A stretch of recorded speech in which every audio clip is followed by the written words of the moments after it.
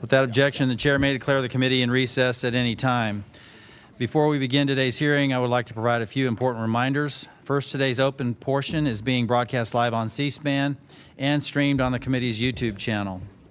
This open portion as part of the hearing will be conducted entirely on an unclassified basis. All participants are reminded to refrain from discussing classified or other sensitive information protected from public disclosure. I will adjourn this open session following completion of one round of questions and will then move into a closed session where such questions can be asked. Second, I want to welcome the audience and inform them that while I fully support constitutionally protected rights of speech and protest, this is not the time or the place. Any would-be disruptors in the audience who interfere with the committee's business will not be tolerated.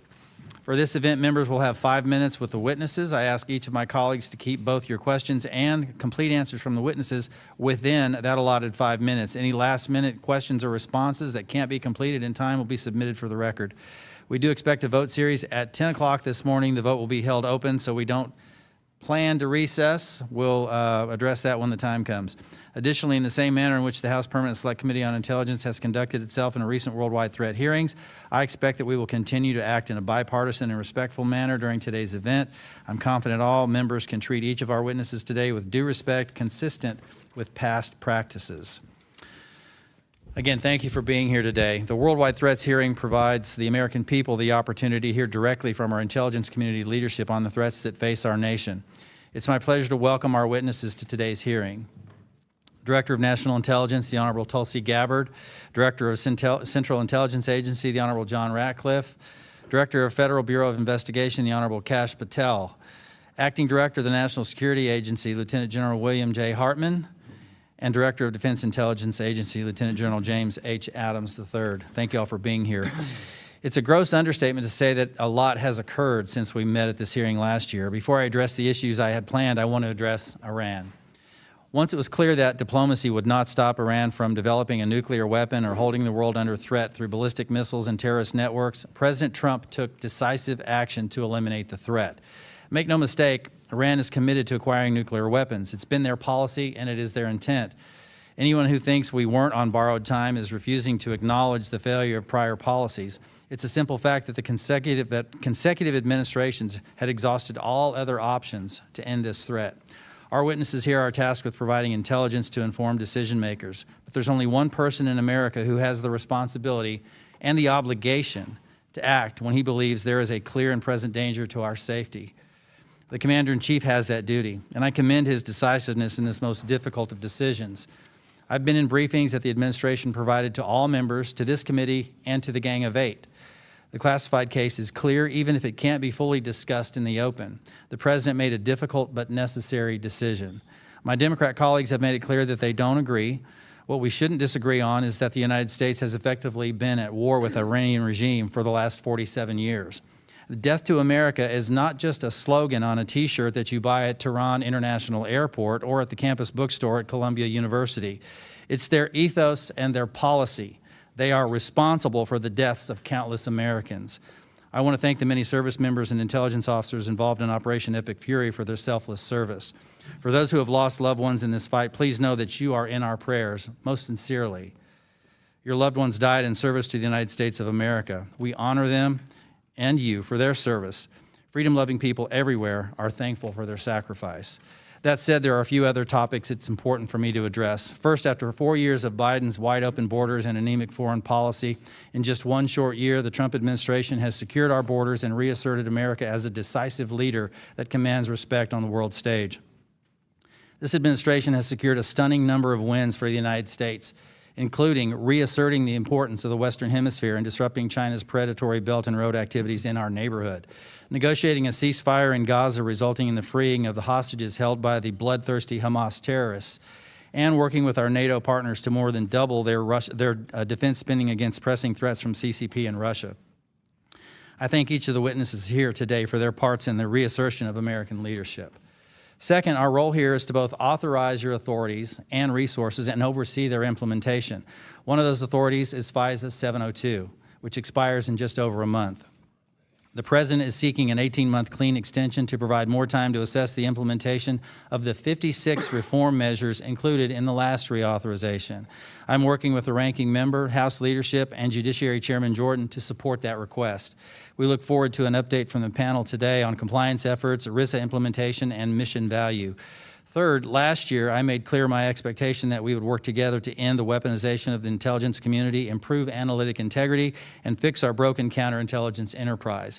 Many in Congress and across our nation have lost trust in the intelligence community. While we have made progress, there's still much work that remains to be done. I hope to continue working with each of you to do the hard things necessary to protect American citizens while regaining their trust. I also remain committed to tackling the issues that allow hostile foreign powers to operate so effectively against us, including within the United States. Specifically, foreign intelligence threats targeting the United States now surpass levels seen at the height of the Cold War in both scale and complexity. These threats include cyber penetrations of critical infrastructure, U.S. government systems, and private sector innovators, as well as surveillance near sensitive military installations, intelligence collection against foreign dissidents living in the United States. Like in the Cold War, where conflict often gave way to irregular operations below the level of traditional warfare, today's adversary tactics have made the homeland a contested environment. We must properly resource and reform our nation's counterintelligence enterprise to meet that threat. We must transform our approaches in order to confront adversarial intelligence services at scale, driving back operational activities in the homeland and forcing our adversaries to rethink their risk calculus for operating in the United States. Unfortunately, in recent years, the counterintelligence enterprise lost a significant amount of credibility with the American people due to the actions of those involved in cases like Crossfire Hurricane and Arctic Frost. For our intelligence community to best serve America, the CI community and the larger IC must stay out of domestic policy debates and focus on unrelenting, aggressive mission execution. For our intelligence community to best serve America, the CI community and the larger IC must stay out of those debates. Director Gabbard, I want to particularly commend your efforts in this space. Specifically, I want to thank you and President Trump for working with us to declassify the HPSI Majority Staff Report on the 2017 Intelligence Community Assessment on Russian Plans and Intentions in the 2016 election. The Majority Staff Report, which had been kept from the American people for 8 years, proves that the 2017 ICA, the public genesis of the Russia collusion hoax, was a politicized document.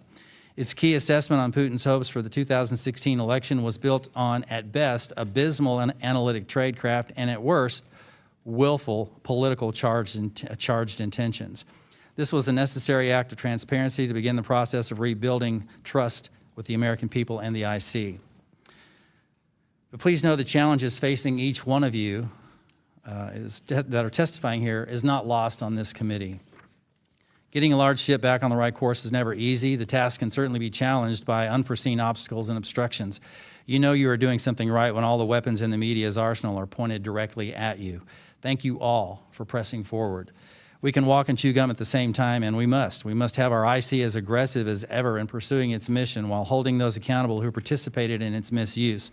I thank each of you for doing this and encourage you to all keep moving on both fronts. Finally, now I want to speak to our remarkable IC workforce. I'm immensely proud of the incredible work that you do, especially over the last year, to support critical military intelligence and law enforcement operations. From Operations Midnight Hammer, Absolute Resolve, Southern Spear, and Epic Fury, to the many other operations you've conducted in the shadows with no fanfare, Americans will never be able to fully appreciate all you do to protect this nation. I think I can speak for the entire committee when I say we extend our deepest gratitude. America truly has the best of the best in our ranks. It's for this primary reason I would like to address the House Intelligence Committee's ongoing investigation into the intelligence community's mishandling of anomalous health incidents, also known as Havana Syndrome, and the mistreatment of AHI survivors. I'm aware of the drastic increase in media reporting around this issue, and I'd like to first reiterate the committee's commitment to releasing additional unclassified information. Our team has worked diligently to conduct this investigation with the utmost integrity, and we cannot be driven by outside timelines. I commit to the workforce to release additional reports as appropriate. Put simply, it's my clear opinion that individuals in the intelligence community were involved in a cover-up, manipulating intelligence processes in a breach of Intelligence Community Directive 203 to provide a desired outcome rather than a forthright analysis to inform decision makers. Our investigation, the vast majority of which remains appropriately classified, continues to show that the intelligence community assessment was constructed upon flawed analytic tradecraft. This includes the use of study results from the National Institutes of Health that were manufactured through highly unethical means and in collaboration with individuals working for the CIA. ICAs carry a great deal of weight. While typically classified, the impact is increased exponentially when declassified and released as part of public messaging effort, as was done with the AHI-ICA. As I have repeatedly stated since December of 2024, the AHI-ICA and its follow-on updates caused real, serious harm to some of our nation's bravest. Last month, I called for its immediate recall, and I reiterate my position today.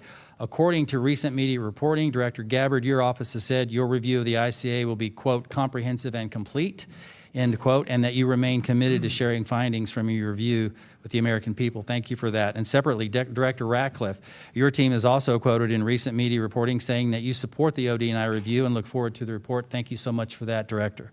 I thank both of you for your commitment to this review's completion and publishing.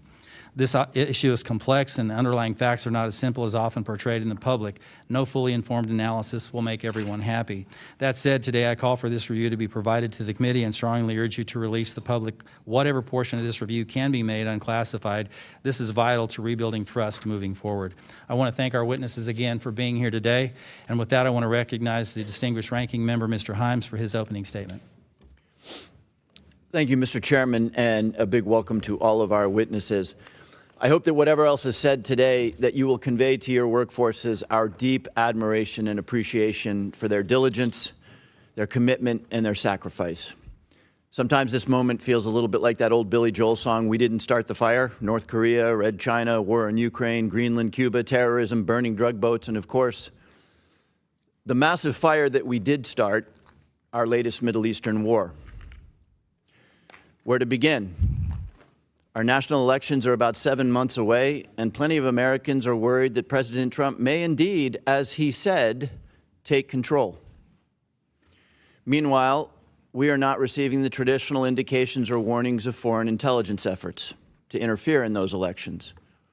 There have been several terrorist attacks in recent weeks, and meanwhile, the FBI, our premier counterterrorism agency, has pivoted hard to immigration enforcement. But I can't begin today with anything other than that fire that we did start, Iran. The Constitution, to which every single one of us swears an oath, reserves decisions of war to the representatives of the people. And that's not ink on parchment. There are good reasons for that. First, let's start with why. Why did we and are we risking our blood and treasure on a deeply risky venture, one that the President of the United States and the Director of National Intelligence have spent years telling us is a terrible idea? The President has said that Iran was preparing an imminent attack on the United States. That is not true. As awful as the regime is and always has been, not one of your agencies has produced a single report saying that Iran posed an imminent threat to the United States. The President also claimed that Iran would soon possess a nuclear weapon, perhaps in weeks. That is also not true.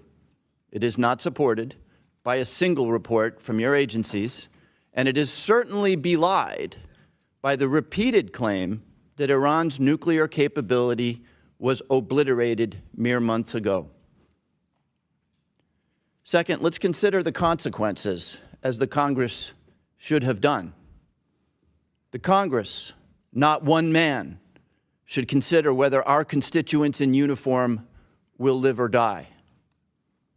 The Congress, not one man, should decide if Americans will spend an additional $30 a week to fill their gas tanks. The Congress, not one man, should consider if it is wise to allow the Russians to sell their oil to India so that they have millions of dollars with which to kill the Ukrainians that we are now begging for help to defend ourselves against Iranian drones. Finally, had the administration chosen to abide by the Constitution, Congress might have considered the answer to General Petraeus's all-important question. Tell me how this ends.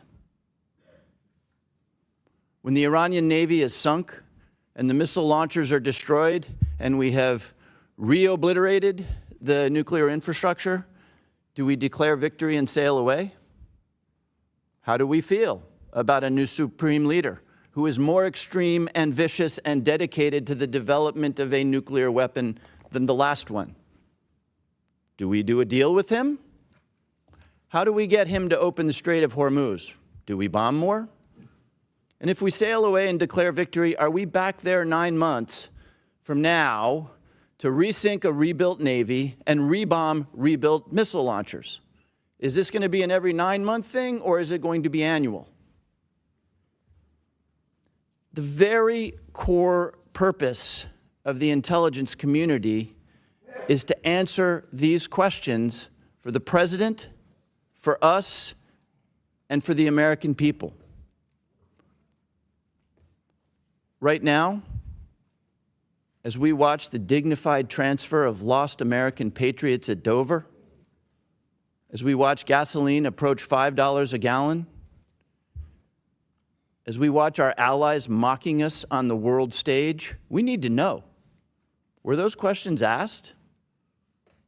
How did you answer them for the President of the United States? And did he listen? I understand that the administration may come to the Congress to ask for funding of $200 billion for this war. As you answered those questions for us today, I'd ask you to remember that old saying, if you want me there for the landing, make sure I'm there at the takeoff. Thank you, Mr. Chairman. I yield back. Thank the gentleman for his comments. Before I turn it over to Director Gabbard, I would like to thank General Hartman for nearly 4 decades of service. I know you're retiring, I think, tomorrow. You are here. I just applaud your service to this nation and your leadership at the NSA, and thank you and wish you all the best in your retirement. Thank you, Chairman. I think tomorrow as well. All right.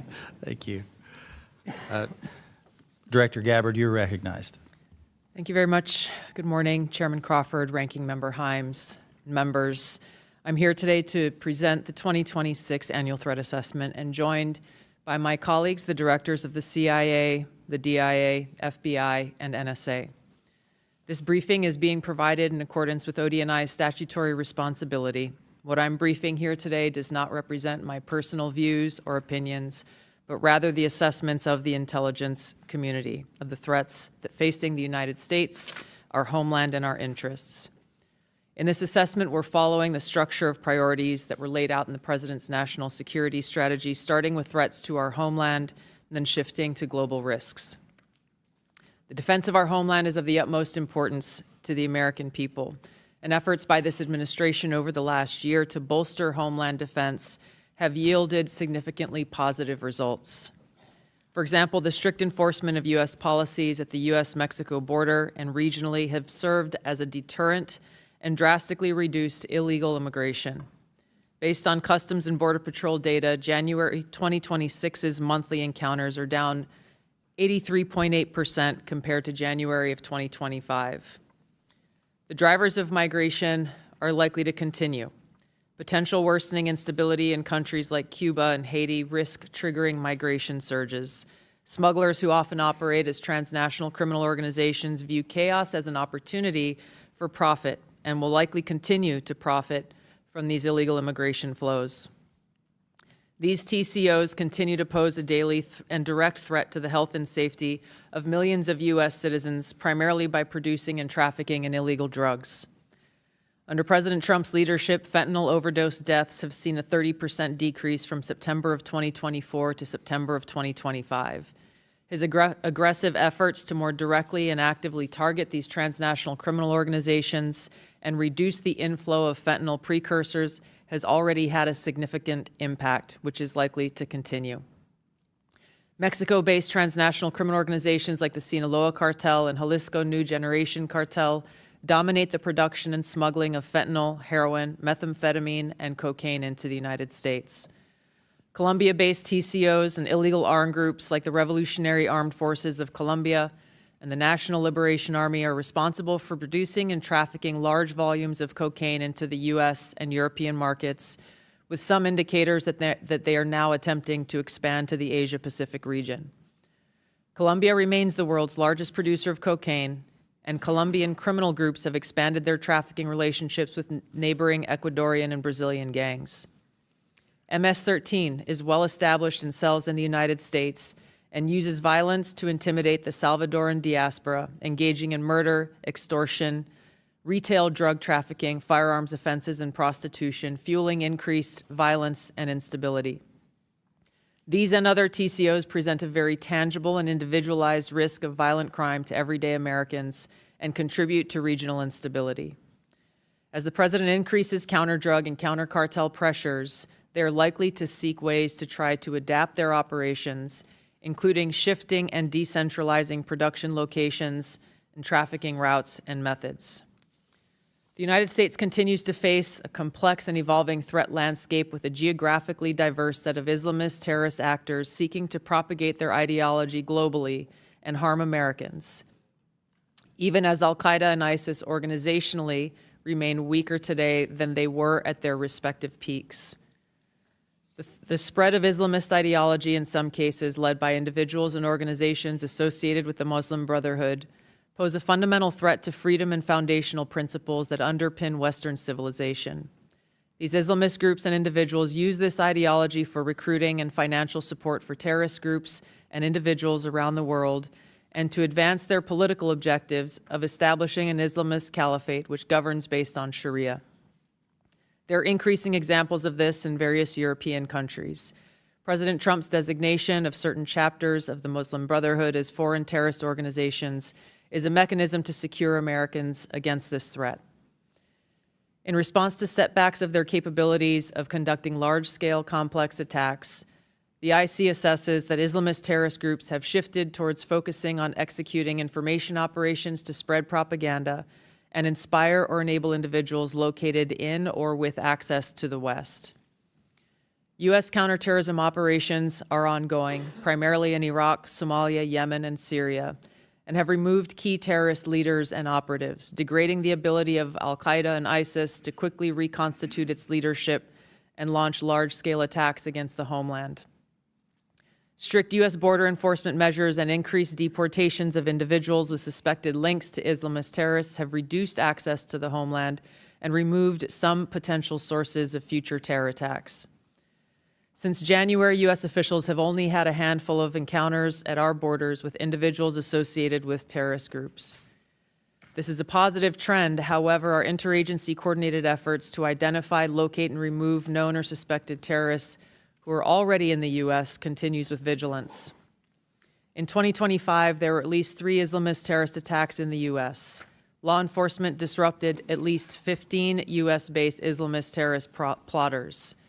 Roughly half of last year's disrupted plotters had some online contact with Islamist terrorists inspired by Islamist foreign terrorist organizations abroad.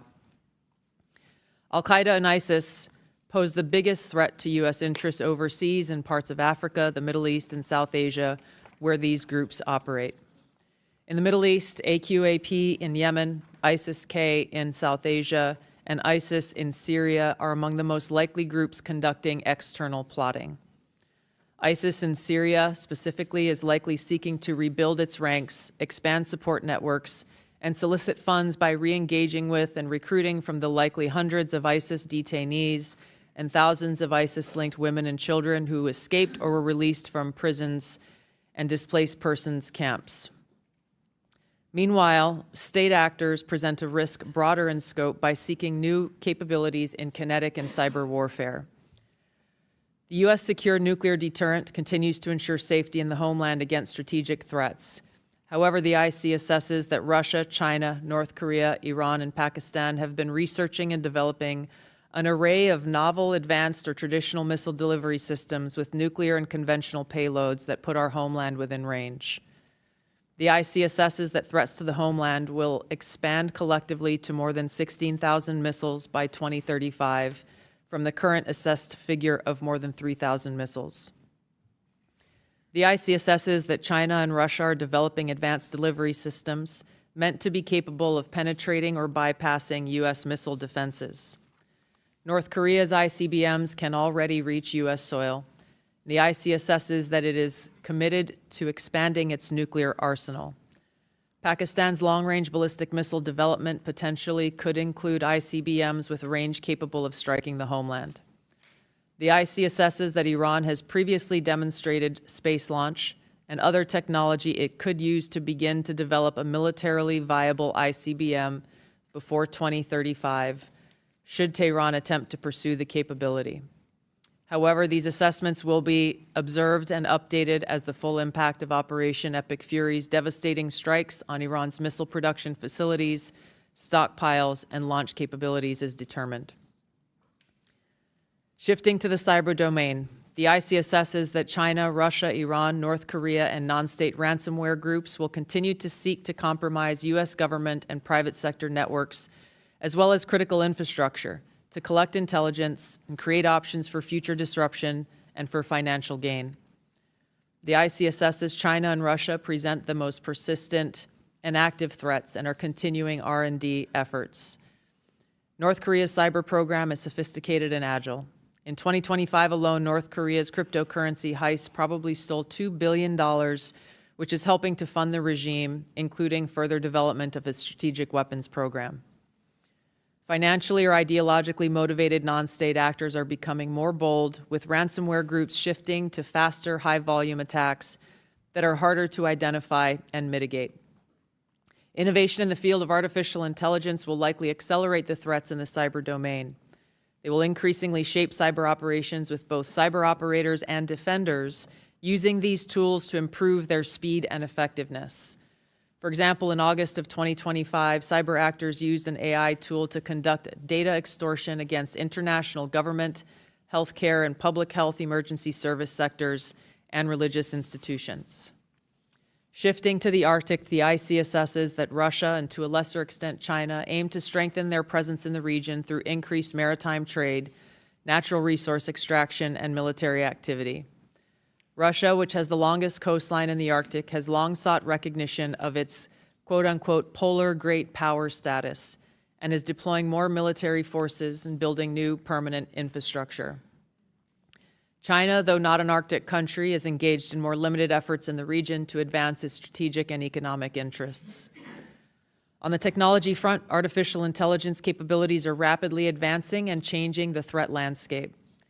As this is a defining technology that enables computers and machines to simulate human learning, comprehension, problem-solving, creativity, and autonomy, it'll be critical to ensure that humans remain in control of how AI is used and of the machines that may threaten to autonomously violate the interests of the American people across all domains.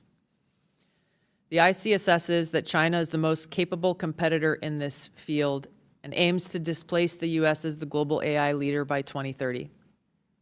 AI adoption at scale across the spectrum of usage poses serious risks.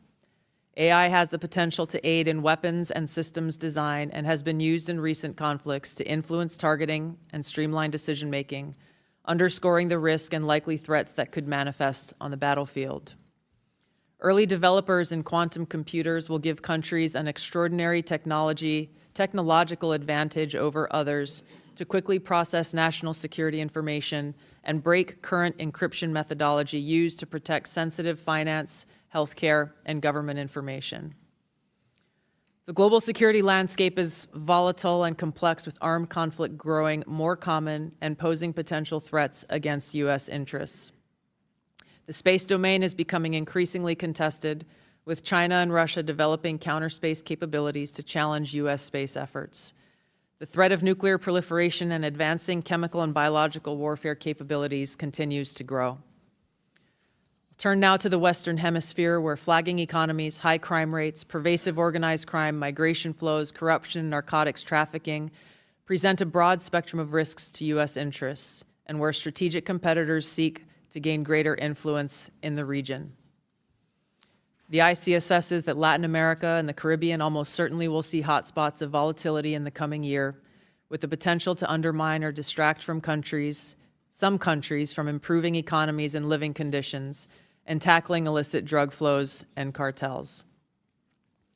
The U.S.-Mexico-Canada Agreement review in 2026 will likely increase uncertainty in many Latin American countries, especially those that rely on Mexico as an export destination for intermediate goods for manufacture and onward export to the U.S. China, Russia, and Iran are seeking to sustain economic, political, and military engagement with Latin America. The IC assesses that China's demand for raw materials is likely to drive continued economic outreach, while Russia likely wants to expand its current security and diplomatic ties with Cuba and Nicaragua.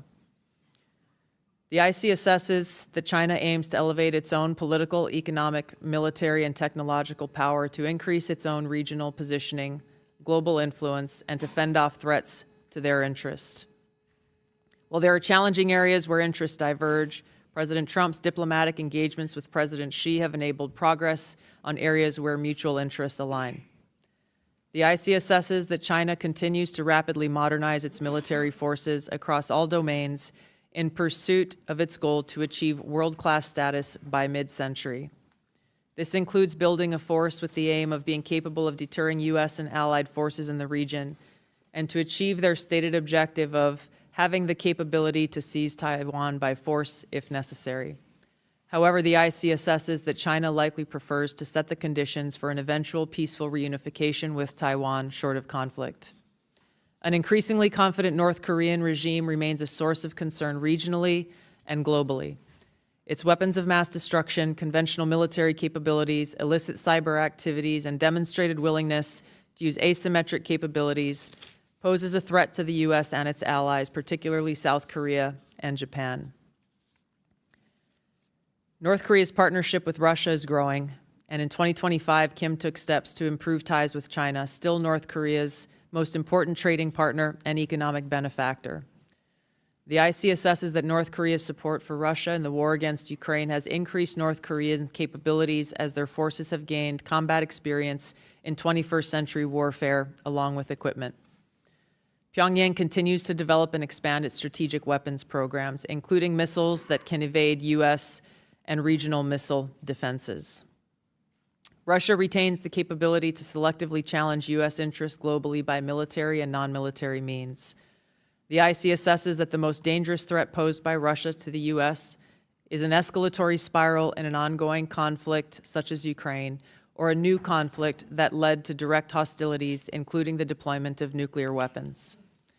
The IC assesses that Putin continues to invest in Russia's defense industrial base, as well as novel capabilities that may pose a greater threat to the U.S. homeland and forces abroad than conventional weapons. The IC assesses Russia has advanced systems, hypersonic missiles, and undersea capabilities designed to negate U.S. military advantage. Russia is also building extensive counter-space capabilities to contest U.S. space dominance. Its development of a nuclear counter-space weapon poses the greatest single threat to the world's space architecture. During the past year, the IC assesses that Russia has maintained the upper hand in its war against Ukraine. Ongoing U.S.-led negotiations between Moscow and Kyiv continue. Until such an agreement is met, if an agreement is found, Moscow is likely to continue fighting a slow war of attrition until they view their objectives have been achieved. In the Middle East, conflict and instability will shape security, political, and economic dynamics in a variety of ways. The IC assesses that Operation Epic Fury is advancing fundamental change in the region that began with Hamas's attack on Israel on October 7, 2023, continued with the 12-day war last year, resulting in weakening Iran and its proxies. The IC assesses that the regime in Iran appears to be intact, but largely degraded due to attacks by Israel and the U.S. on its leadership and military capabilities. Its conventional military power projection capabilities have largely been destroyed, leaving limited options. Iran's strategic position has been significantly degraded. The U.S.-led maximum pressure campaign and snapback of European sanctions added additional pressure to an already bleak Iranian economy, resulting in mass protests earlier this year that Tehran suppressed by killing thousands of protesters. Even if the regime remains intact, internal tensions are likely to increase as Iran's economy worsens. Even so, Iran and its proxies continue to attack U.S. and allied interests in the Middle East. If a hostile regime survives, it will likely seek to begin a years-long effort to rebuild its military, missiles, and UAV forces. Prior to Operation Epic Fury, the IC assesses Iran was trying to recover from the severe damage to its nuclear infrastructure sustained during the 12-day war. Iran maintained the intention to rebuild its infrastructure and nuclear enrichment capability and continued to refuse to comply with its nuclear obligations with the IAEA, refusing them access to key facilities. The IC assesses that China, Russia, and North Korea see the United States as a strategic competitor and potential adversary. Iran has long viewed the U.S. as an adversary and is engaged in active conflict with the U.S. as of this writing. These four countries are likely to continue their selective cooperation with each other, which could bolster their individual capabilities and threats to U.S. interests more broadly. However, currently these relationships are primarily bilateral on selective issues and depend on broader circumstances, divergent sovereign interests, and in some cases concerns over directly confronting the U.S. These factors are likely to constrain their relationships. Finally, conflicts on the continent of Africa are likely to persist through 2026 due to poor governance, economic demands, and external support. Tensions continue between Ethiopia and Eritrea, which could rapidly accelerate to conflict. Contentious national and federal elections in Somalia could distract the federal government away from counterterrorism actions against al-Shabaab, which continues to conduct terror attacks while providing funding and propaganda support to other elements of al-Qaeda in Yemen. The civil war in Sudan continues even as external negotiations occur, and ISIS in West Africa and the Sahel have increased the intensity of their attacks against local security forces, expanding their areas of operation and moving closer to cities with a U.S. presence. African governments will use their wealth and critical minerals to seek partnerships that deliver them meaningful benefit. Concurrent conflicts and crises across the continent will continue to put U.S. citizens at risk and cause further instability. In closing, as leaders of the intelligence community, we remain committed to providing the President and policymakers with timely, unbiased, relevant intelligence to ensure the safety, security, and freedom of the American people. Thank you. Thank you for your comments, Director Gabbard. We appreciate that. We'll now move to member questions, 5-minute increments. With that, I recognize myself for 5 minutes. Director Patel, our state and local officials are on the front lines of increasingly dangerous unrestricted warfare activities being undertaken by Chinese nationals, such as marijuana grow operations protected by armed militants, secret police stations engaged in transnational repression, Chinese-operated sim farm sites, crypto mining facilities, and land purchases near strategic locations. The CCP is exploiting legal gray areas and the lack of awareness at the state and local level to establish strategic footholds. Two states, in fact, New Hampshire and Florida, are now advancing legislation to establish offices of counterintelligence, which would bolster states' ability to confront foreign adversaries without relying on the federal government. Do you support that? What can be done to better support the states and local officials? Absolutely. Thank you, Mr. Chairman. So we have infused funding into our entire program taking on the CCP. And while we are well versed in the fact that we have our capabilities with folks like CFIUS when it comes to the purchases of land around military bases, that only extends 1 mile under the current law. So the FBI had to get creative. So what we did was directly engage with our state and local partners. And I'll give you 2 examples. A 400-acre farm in the state of Texas was owned by a CCP official, but because he was outside the reach of the CFIUS law, the FBI executed a unlawful possession of firearms, a criminal complaint, and received it. We seized the land in its entirety, and that CCP national is back in mainland China, and we are working to get him back here. In another example, off the coast of Louisiana, we worked with Governor Landry's team on drilling sites off the coast of Louisiana because, again, they were outside the whole of CFIUS in the 1-mile radius.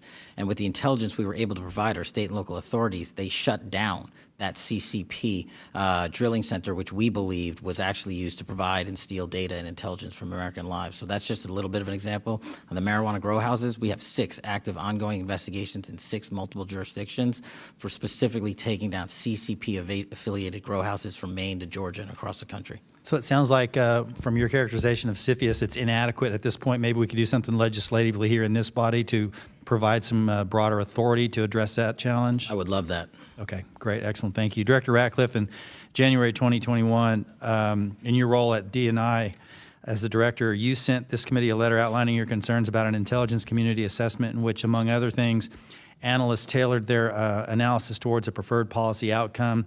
CIA management pressured analysts to withdraw their support from an alternative viewpoint, and the full body of intelligence reporting wasn't considered.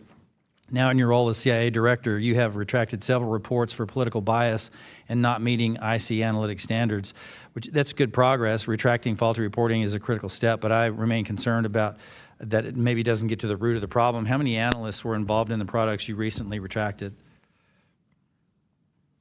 I don't know the specific number, Chairman. What remediation actions have taken place as a result?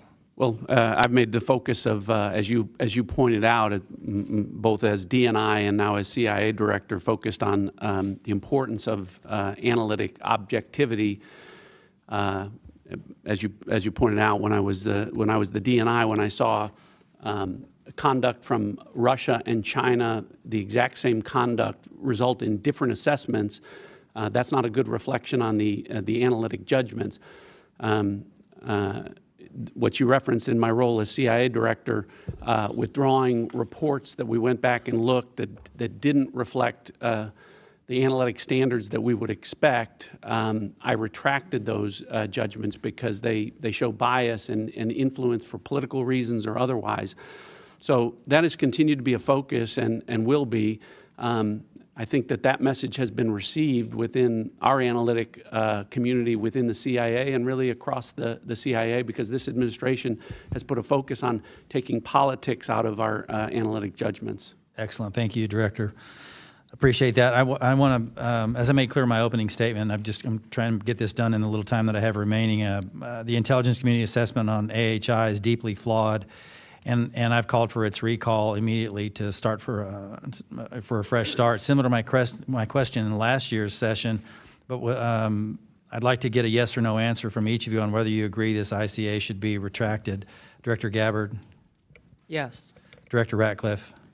Say it again. The question AHI, ICA? Yeah, so for the ICA, I understand that Director Gabbard is reviewing that, and I've deferred all AHI investigations to her review. So if in her judgment that is something that should be retracted, then I would agree with that. Then yes. Okay, Director Patel? Yes. Thank you. General Hartman? Yes. And General Adams? Yes, sir. Thank you. I appreciate that. Thank you all for your responses. I'm going to recognize the ranking member for 5 minutes. Thank you, Chairman.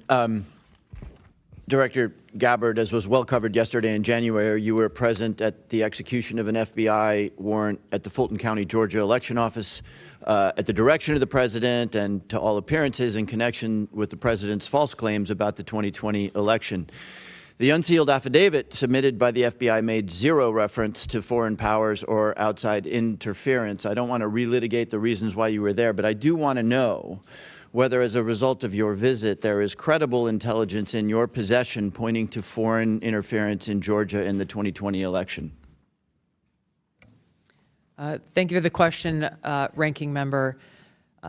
As you know, over each of the previous elections, there is an ongoing effort by different foreign entities. Ma'am, it's a very specific question. Is there intelligence in your possession relative to foreign interference in the 2020 elections? Very simple, straightforward question. We are continuing to look at previous attempts to interfere in our elections and any ongoing threats that may exist for the upcoming elections. Okay, but can I assume that the answer to my question is no, that you have no specific intelligence related to foreign meddling in the Georgia election? We are continuing to look into this matter. Okay. Director, the ODNI has confirmed on the record that your office took custody of voting machines from Puerto Rico last May. I'm not aware of any previous DNI taking similar actions. Did your office promptly notify the committee about taking custody of Puerto Rico's voting machines? I don't believe we did. However, this was done at the request of the Puerto Rico AUSA attorney. Ma'am, it's a and yes or in no conjunction question. with The answer, FBI. as you have acknowledged, is no. You did not inform the committee about the taking of a territory's voting machines. Is there a specific foreign threat? And I've read the reporting that you were looking for possible foreign threats, but is there a specific foreign threat that drove you to take this action? There were questions about whether or not there were vulnerabilities that a threat could have taken advantage of, and that was the purpose for their requesting us to look into those vulnerabilities. Where are those voting machines now? I believe they are held in a secure facility at ODNI. Have you or other ODNI officials taken any other state or territory's voting equipment into custody? Not to my knowledge. I want to turn in the subject of elections to a paradoxical thing. You will all be aware that the U.S. government is apparently going to grind to a halt. The president is going to sign no more bills.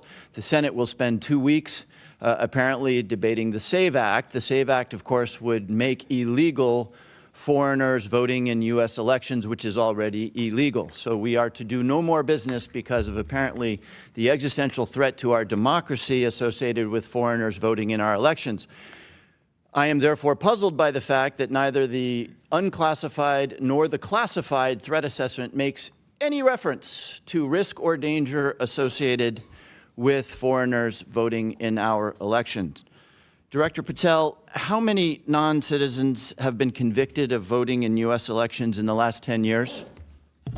The conviction stats are with the Department of Justice. I defer to them on that. You are the director of the FBI. Give me a guess. How many convictions in the last 1 year, 5 year, or 10 year? Ballpark. I don't have that with me, sir. Again, it's with the department. You don't have that. Okay. Director Patel, how many active investigations does the FBI have into foreign individuals voting in U.S. elections?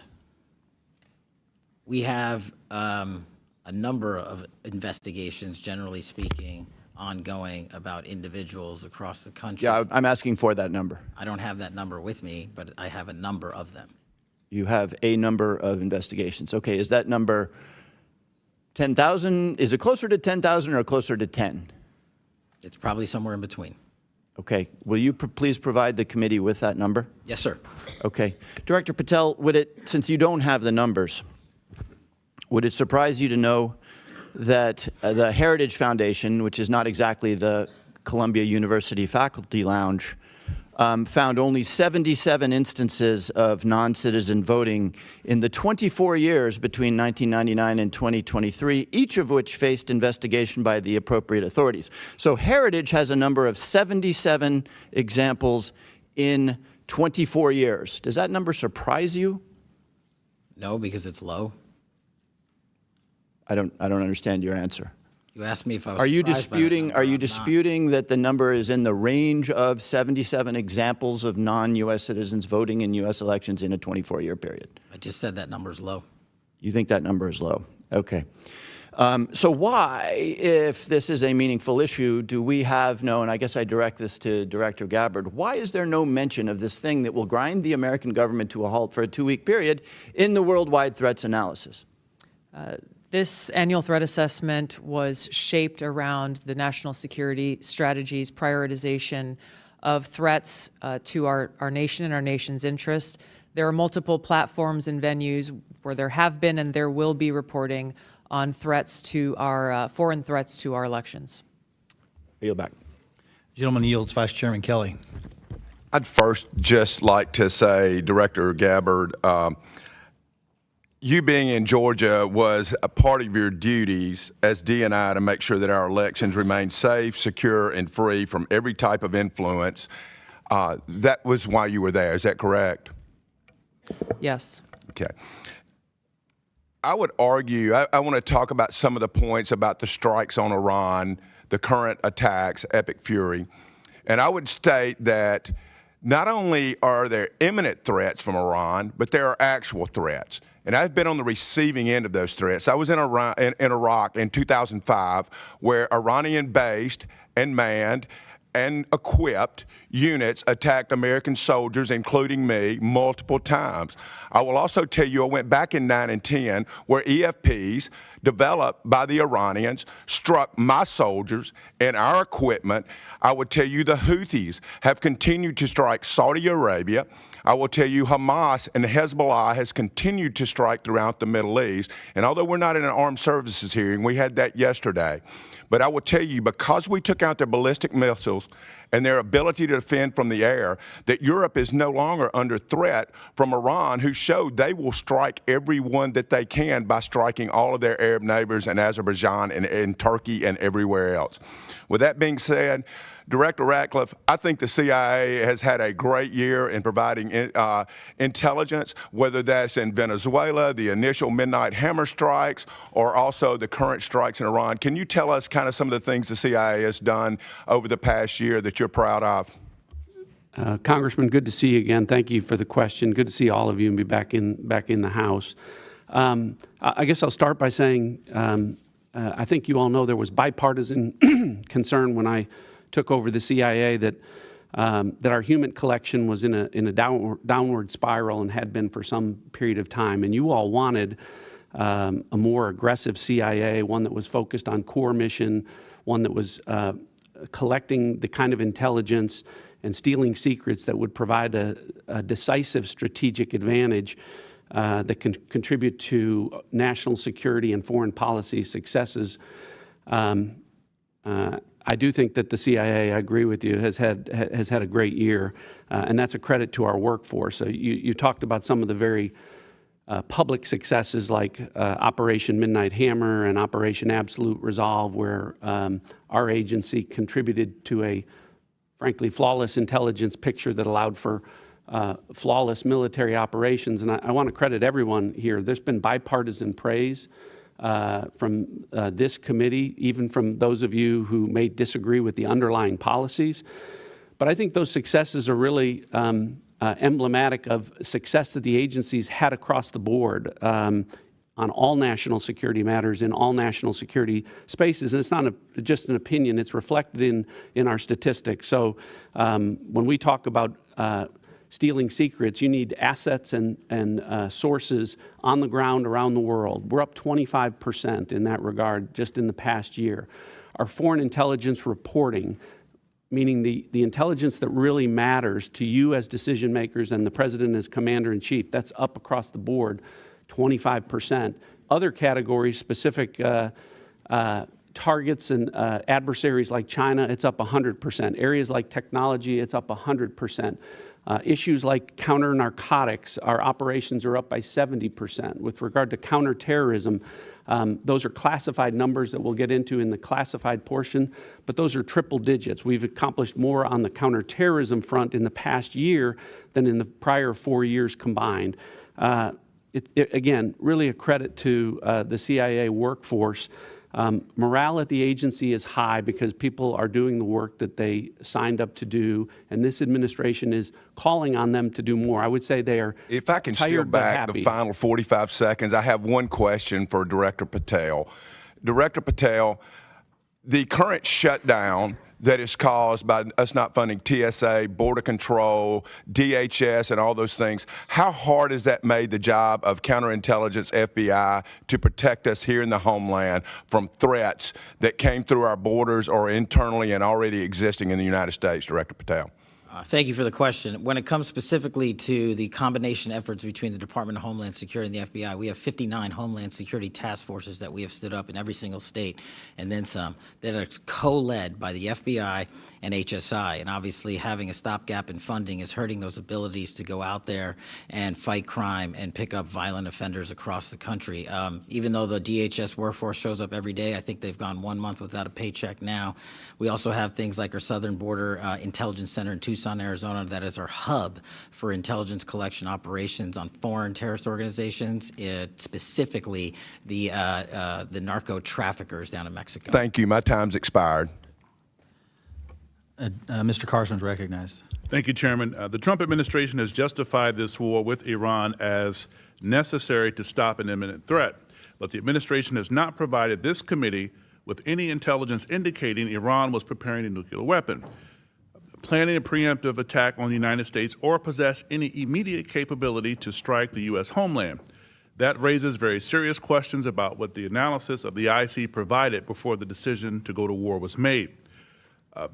Directors Gabbard and Ratcliffe, is there any evidence that Iran intended to conduct a preemptive attack on the United States? And I ask this because 13 service members have been killed in Trump's war, including Captain Seth Koval, a husband and a dad from my state of Indiana, and my constituents want answers. So is there any evidence that Iran intended to conduct a preemptive attack on the U.S. prior to beginning this war, yes or no? Congressman, the answer to this question needs to be reserved for a closed hearing. I will say, however, the intelligence community does provide the assessments of the threats that exist to the president so that he can make that determination within the body of information and intelligence and activities within the region that ultimately he is responsible for. What is an imminent threat, and if there is an imminent threat, what actions need to be taken? Congressman, as the DNI said, there's a body of intelligence that we'll be able to cover in the classified portion of this hearing that does reflect that in the likely event of a conflict between Iran and Israel, that the U.S. would be immediately attacked, regardless of whether the United States stayed out of that conflict. Shifting gears to Ranking Member Himes' point, let me read to you from the 2025 Annual Threat Assessment under your watch last year. Quote, Moscow's malign influence activities will continue for the foreseeable future and will almost certainly increase in sophistication and volume. Moscow probably believes information operations efforts to influence U.S. elections are advantageous, regardless of whether they affect election outcomes. By contrast, this year's threat assessment makes no mention of foreign threats to elections. Meanwhile, the IC has been publicly warning about foreign powers interfering in our elections for nearly a decade. So the omission is very striking. And to that point, sitting here today, I'm not aware of any intelligence products in the past year dedicated to foreign plans and intentions toward current and future U.S. elections. Director Gabbard, yes or no, ma'am, have you directed or been directed to stop or limit dissemination of intelligence reports or finish intelligence reporting concerning foreign plans and intentions about upcoming U.S. elections or foreign threats to the midterms? No. Director Patel, same question for the FBI, sir. Yes or no, sir? No, sir. Director Ratcliffe, same question for the CIA, sir. Yes or no? No. General Hartman, same question for NSA. Yes or no, sir? No, sir. General Adams, same question for the DIA. Yes or no, sir? No, sir. I yield back, Chairman. Gentleman yields. Ms. Stefanik. Thank you, Mr. Chairman. Director Gabbard, when you began your testimony, you stated that your remarks do not represent your personal beliefs. That's the first time I've heard that at a committee hearing. Why did you say that? Or is there anything in the threat assessment that you personally disagree with? Thank you for the question, Congresswoman. The reason I've said that is twofold. Number one is when I assumed this role as Director of National Intelligence through the confirmation process and beyond, many members of Congress rightly said your personal views and your politics in this role get checked at the door. And as Director of National Intelligence, my responsibility is to report the intelligence community's assessments objectively and to make sure that they are not politicized in any way, shape, or form. Unfortunately, there are those who, for one reason or another, have tried to mischaracterize the intelligence community's assessments and saying, well, this is just a political view, or trying to misdirect from what the intelligence community is reporting. So I took the opportunity to state that from the outset, that this is the intelligence community's assessments. Thank you. I also wanted to ask this because this week there was a high-profile resignation of Director of National Counterterrorism Center. Now, I want to be clear from the outset. I've communicated directly with President Trump my support for Operation Epic Fury, and I was very not only disappointed, but how inappropriate this letter was. And I want to read a statement that and get your personal assessment, whether you agree or disagree with that. And that's this. Early in this administration, high-ranking Israeli officials and influential members of the American media deployed a misinformation campaign that wholly undermined your America First platform and pro-war sentiments to encourage a war with Iran. This echo chamber was used to deceive you into believing that Iran posed no imminent threat to the United States and that you should strike now. There was a clear path to a swift victory. This was a lie and is the same tactic the Israelis used to draw us into a disastrous Iraq war. Now, I cannot say how much I disagree with that statement. Do you agree or disagree with what this letter was put out by former Director Kent? He said a lot of things in that letter. Ultimately, we have provided the president with the intelligence assessments, and the president is elected by the American people and makes his own decisions based on the information that's available to him. But do you agree with, does that statement he made, blaming Israel, concern you? Yes. My next question is, I want to touch on the rise of terrorist attacks on the homeland. In the month of March alone, there were multiple high-profile Islamic terrorist attacks. You had Temple Israel Synagogue in Michigan. You had in Texas, you had an ISIS-inspired attack where they threw an IED in New York City. What is your assessment as to the rise of Islamic terrorism on the homeland? As you've pointed to, Congresswoman, this continues to be an extreme concern, not only because of the rise of these attacks, but the mechanisms which they're carried out and the challenges that the intelligence community has in being able to try to detect some of these threats and attacks in advance. I'd like to defer to the FBI director on some of this because they have been very successful in many cases over the last year in detecting them and preventing these attacks. But due to the nature of the challenge in many of these attackers not having contact with known foreign terrorist entities or individuals makes this a much more challenging threat to deal with. And I want to turn to Director Patel. I think that's a good, important segue to get your assessment. And I also want to add another aspect of the question. We're working on a 9/11 Commission review, 25-year review. What other tools do you need to make sure that we are able to have the most robust, effective CT efforts? Yeah, thank you, Congresswoman. Just real quick, so last year we had 2,300 arrests related to foreign terrorist organizations. We had 700 counterterrorism arrests, and the FBI had 640 counterterrorism disruptions where we stopped attacks on the homeland. Specifically in December, we stopped 4 in an 18-day span. What I need is specifically highlighted in the Norfolk attack. In Norfolk, an individual who was convicted of terrorism and sentenced based upon that conviction should have still been in prison. The Department of Justice in the first Trump administration sought a sentence of 240 months. The judge in that case downward departed and gave a variance to nearly half that sentence. If that had not occurred, that individual would still be in prison and a member of our uniformed military service would still be alive. I want to work with the legislature to figure out how to increase the sentencing for convicted terrorists and also work on the denaturalization process for someone who should not be in this country who wants to attack and kill American citizens and American service members. Thank you. Yield back. Gentlewoman yields. Mr. Castro. Thank you. Thank you, Chairman, and thank you all for your testimony today. I want to start with a question about Iran and discuss first how the war began. Secretary Rubio told us that Israel was going to strike Iran regardless, and that doing so would have triggered Iranian retaliation against U.S. forces already in the region. And Director Ratcliffe, you seemed to affirm that in comments just a few moments ago. So rather than tell Israel to stand down, the president joined the war. The Congress and the American people still don't know what the president's actual goals are. And yet, we have lost 13 U.S. service members. But here's what we do know. The president has said that he wants a deal. He said Iran wants to make a deal and that he's not ready because, quote, the terms aren't good enough yet.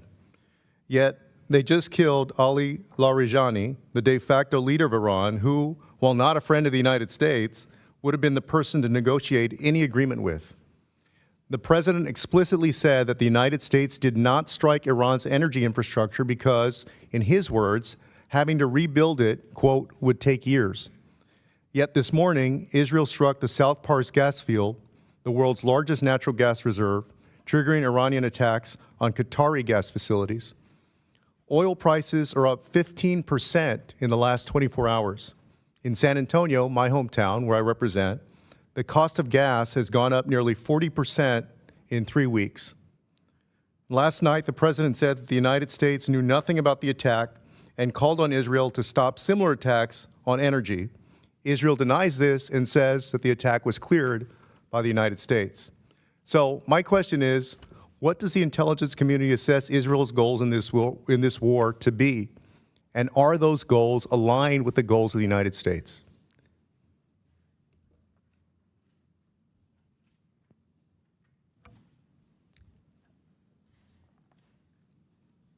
I'm thinking carefully here about what can be said in this open setting versus a closed setting. Are the goals aligned? The objectives that have been laid out by the president are different from the objectives that have been laid out by the Israeli government. And how do they differ? We can see through the operations that the Israeli government has been focused on disabling the Iranian leadership and taking out several members, obviously beginning with the Ayatollah and the supreme leader. And they continue to focus on that effort. And how does that differ from our goals? The president has stated that his objectives are to destroy Iran's ballistic missile launching capability, their ballistic missile production capability, and their Navy, the IRGC Navy and mine-laying capability. So the death and destruction continues. The economic cost to the United States, to Israel, to the Gulf states, and to the world continues to increase.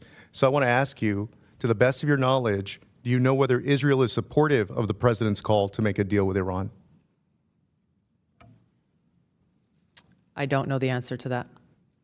I don't know Israel's position on that. And to what do you attribute Israel's decision to strike Iranian energy infrastructure, despite President Trump's call to keep those facilities off limits? I don't have an answer for that.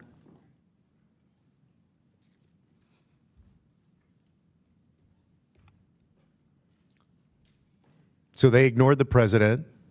Do you agree with that?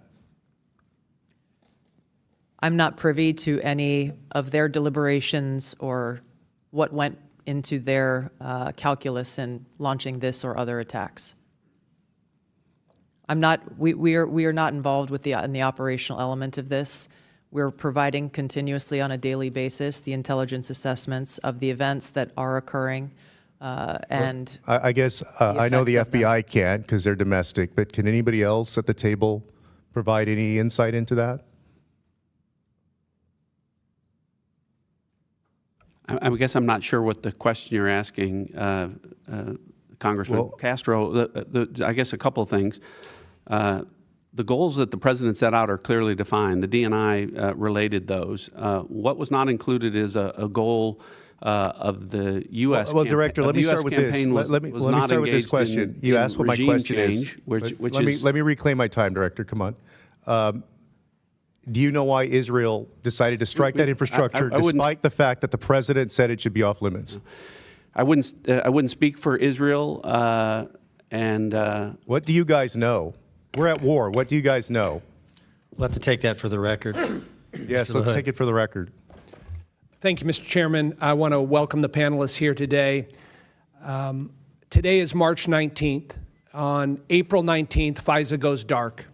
702 goes dark. And it's been talked about many times, but up to 60% of the president's daily briefing is derived from FISA 702. And we look at the successes that we've had in protecting the homeland and also the conflicts the U.S. has been involved with, the flawless operation in Venezuela, Operation Fury in Iran, troop protection, the successes we've had on the battlefield in Ukraine, the recovery and release of the Hamas hostages in the tunnels in Israel, all derived from FISA 702. There is not a military operation that we've been involved with where FISA 702 was not, as Director Ratcliffe has said, been indispensable to the United States in the protection of our country. Director Patel has also said FISA 702 is indispensable. We're 30 days away from it going dark. Director Ratcliffe, can you clarify the president's position on an 18-month clean reauthorization and how that's going to proceed moving forward. Congressman, thank you, and thank you for highlighting this issue. So the President is in favor of an 18-month clean reauthorization of FISA 702, and I would add to that, I'm heartened by the fact to hear that the chairman of this committee and the ranking member are in agreement with that. And I know there's bipartisan support for that, and there should be. And I know this is an important vote for you to take, but I would ask that you all consider when you do that, when you look at the fact that former DNIs and former CIA directors and former FBI directors and DIA directors and NSA directors across Republican and Democrat administrations are in support of FISA 702 in its current form. These are the people that are making the decisions to keep Americans safe. And so I wish the reauthorization was longer than 18 months, Congressman. I think that this is something that I wish you all would consider for longer than that, so that regardless of who the president is in the future, he or she would have the benefit of, as you said, a tool that's indispensable across administrations, provides more than half of the important actionable intelligence that the President and the Commander-in-Chief relies upon. Thank you for that. Director Gabbard, you're supportive of the 18-month extension the President's seeking without a warrant requirement? That is the President's position, and that is the position of the intelligence community. And you will be supporting that, correct? I will support the President's decision to execute this. Correct. Thank you. Director Gabbard, we implemented 2 years ago a number of reforms, actually 56 of them, that were part of the Reforming Intelligence and Securing America Act, RISA. And that was done in a bipartisan way. That was a reflection of what we thought were problems with FISA 702, going back during the first Trump administration and even before that. These reforms that have been put in place and that you have helped implement, I was wondering if you could talk specifically about those reforms on the cutting down of FBI agents having access to querying of FISA information, the fact that there are criminal penalties now for FBI agents that are engaged in inappropriate activity as it relates to FISA. Please tell us some of those reforms and how those have been implemented. Director Patel. Sorry, I thought you were asking DNI. Absolutely. So we've gone above and beyond what RISA requires since I became director 13 months ago. We not only require supervisory special agents to approve the query request of U.S. persons, we also require the General Counsel's Office and lawyers to come in and agree with that request before we can proceed. Also, we have we used to, before this, had a default which allowed queries when we were utilizing our system to say it automatically searches 702. You now have to actually opt in and select that box to make sure that you are intentionally doing so. On top of that, we've reduced the number of personnel at the FBI from 6,600 before I got there to 3,500 that have access to it, not that use it, but that have access to it. And we've also gone above and beyond what RISA requires in terms of if you misuse it unintentionally or recklessly. If you use it misuse it unintentionally, like you typed a name wrong in terms of spelling or whatnot, your access is suspended and be retrained. If you recklessly use it, you're immediately terminated your access forever. Thank you. Mr. Crow. Thank you, Chairman. Director Gabbard, it is your job and the job of your agency and department to assess the views of Iranian leadership, their policy beliefs and policy positions, correct? Yes. That includes now deceased Ali Khamenei of Iran, correct? Yes. And the now leader, his son Mujtaba Khamenei, correct? Yes. The son is considered more of a hardliner than his father. Isn't that correct? Yes. So hardline that even some of Iran's leaders thought he was too aggressive. Isn't that correct? That is the intelligence community assessment, yes. Mujtaba, the son, is particularly close to the brutal Islamic Revolutionary Guard Corps and their most hardline commanders, correct? That is the intelligence community assessment.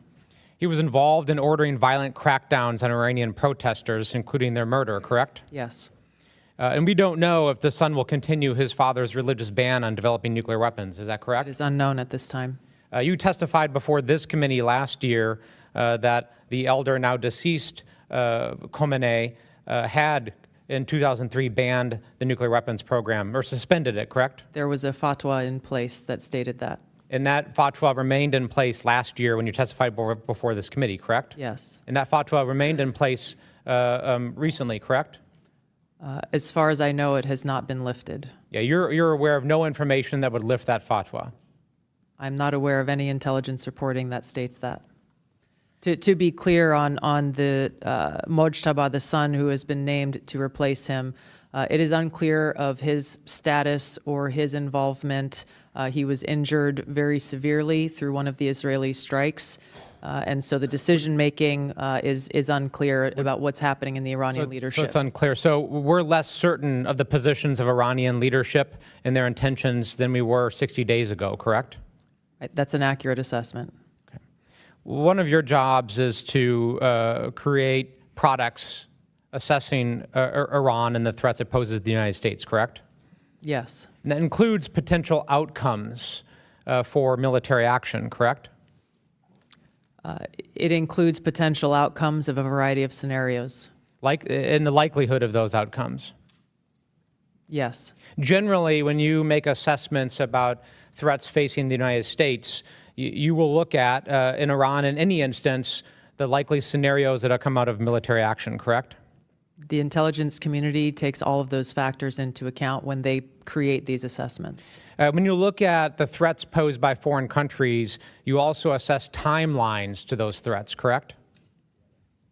What do you mean by timelines? Like a breakout time, for example, for nuclear weapons or the development of ballistic missiles. Yes, based on the information available at any given time. In the timeline also for potential terrorist attacks, correct? Broadly, yes, It assesses is common all matters practice available for the IC to assess the timeline of all threats. Nuclear weapons development, right? Yes. Ballistic weapons development, Based on the information available, yes. terrorist attacks, Same applies. cyber attacks, timelines for all of those, correct?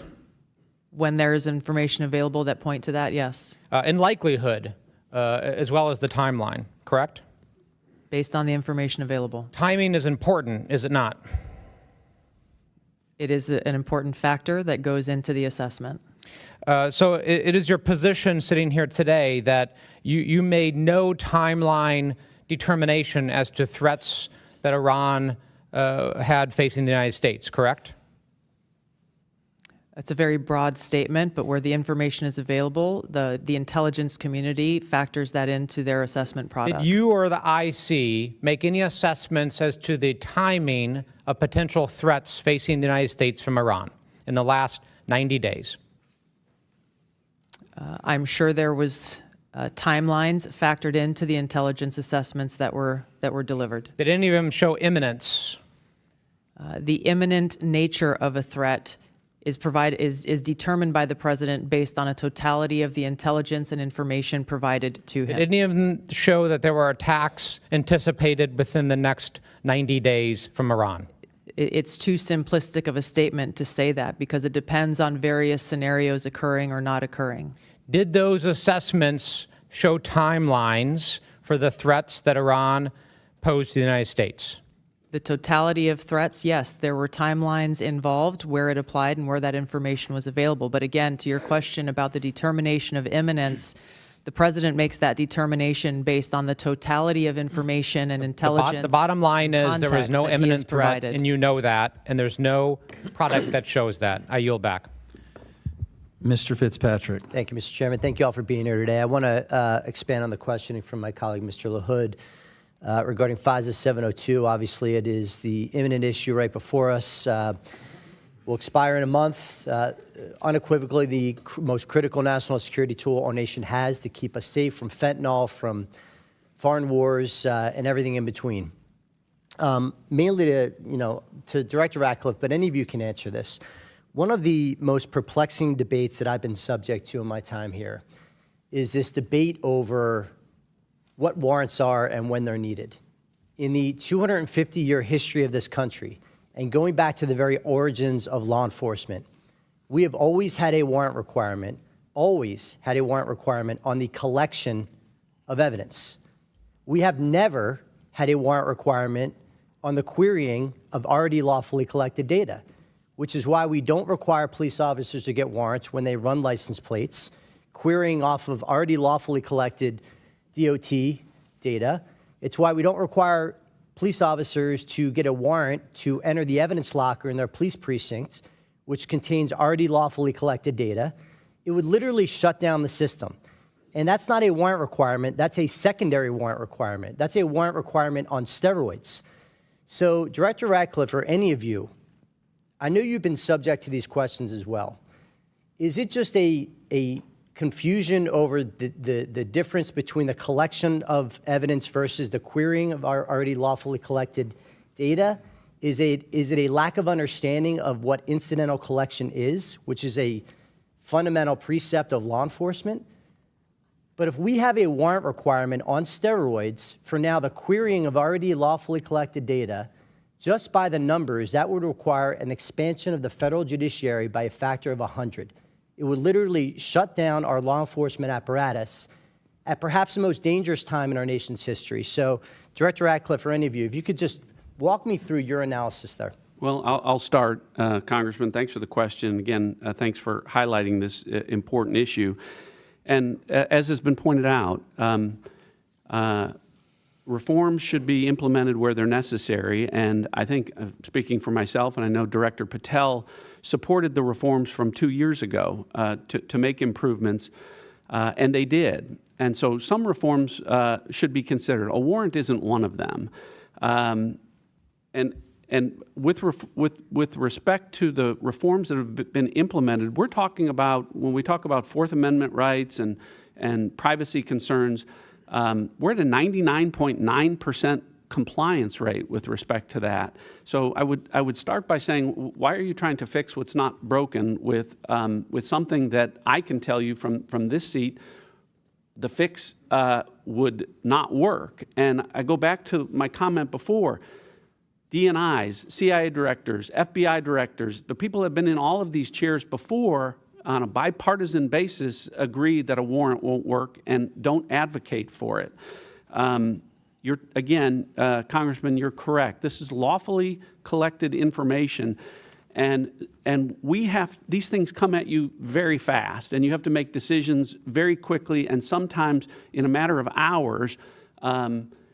You have to act on the information that you have lawfully, that has been lawfully collected to interdict drug shipments or terrorist activities, and a warrant requiring you to go to the court to seek probable cause for information that has already been lawfully collected only prevents that from happening. I don't understand. I understand that it's well-meaning for people that are proposing it, but again, I would defer to the people who sit in these chairs and make these decisions who would tell you that it doesn't work.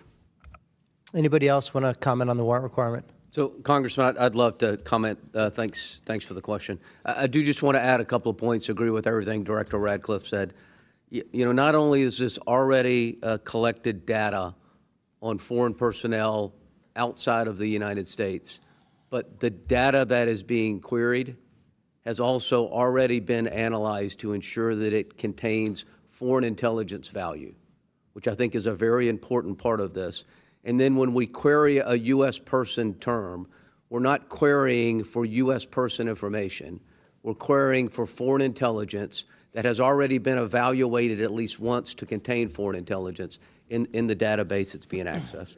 And then the final piece that I think is important is that both the FISC and the Department of Justice have established robust legal and compliance rules that we adhere to and that is audited by DOJ for every query that we make.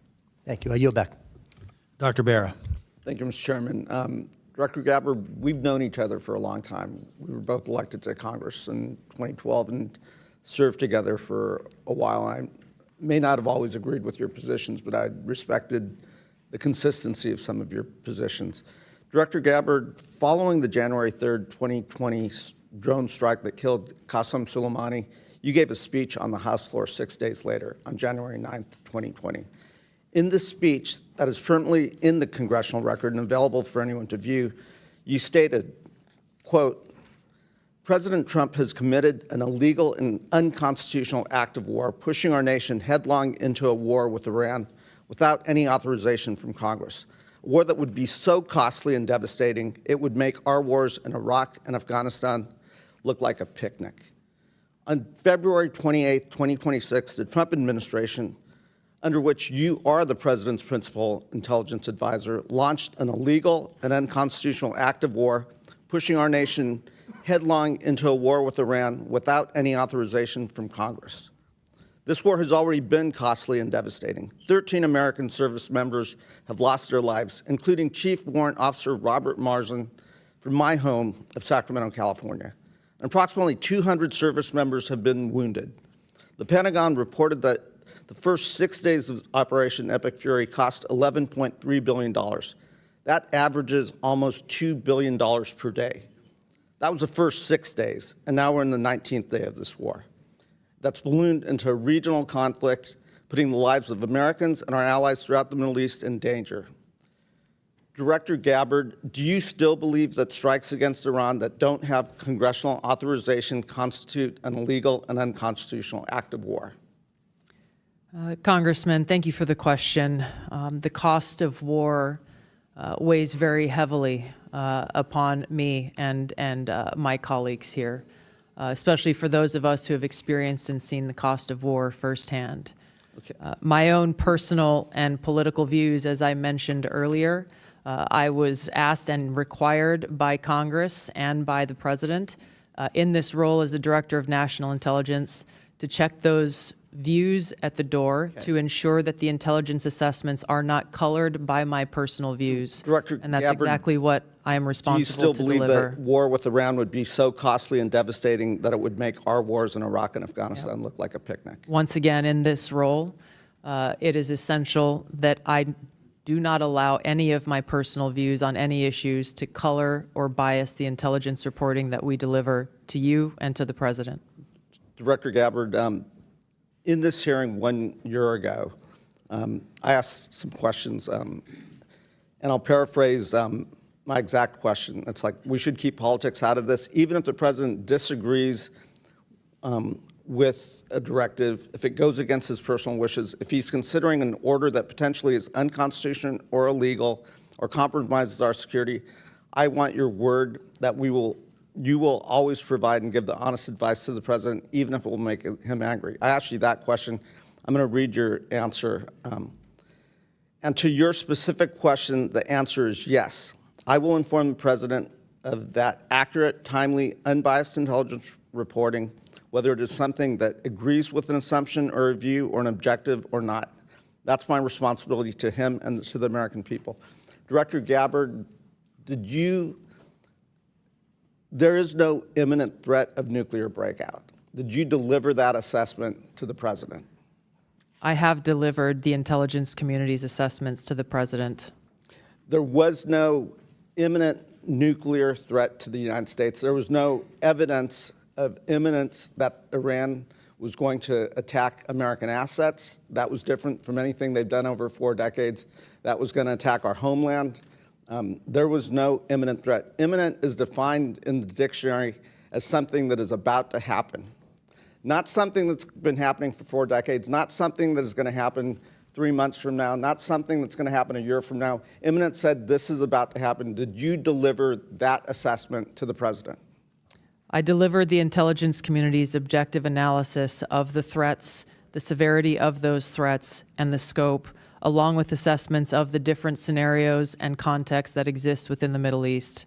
The President owes it to the American people to go on television, to explain to the American people, to the service members who have died in action serving our country, why we are at war with Iran. He needs to go on television and explain that directly to the American people, what the imminent threat was.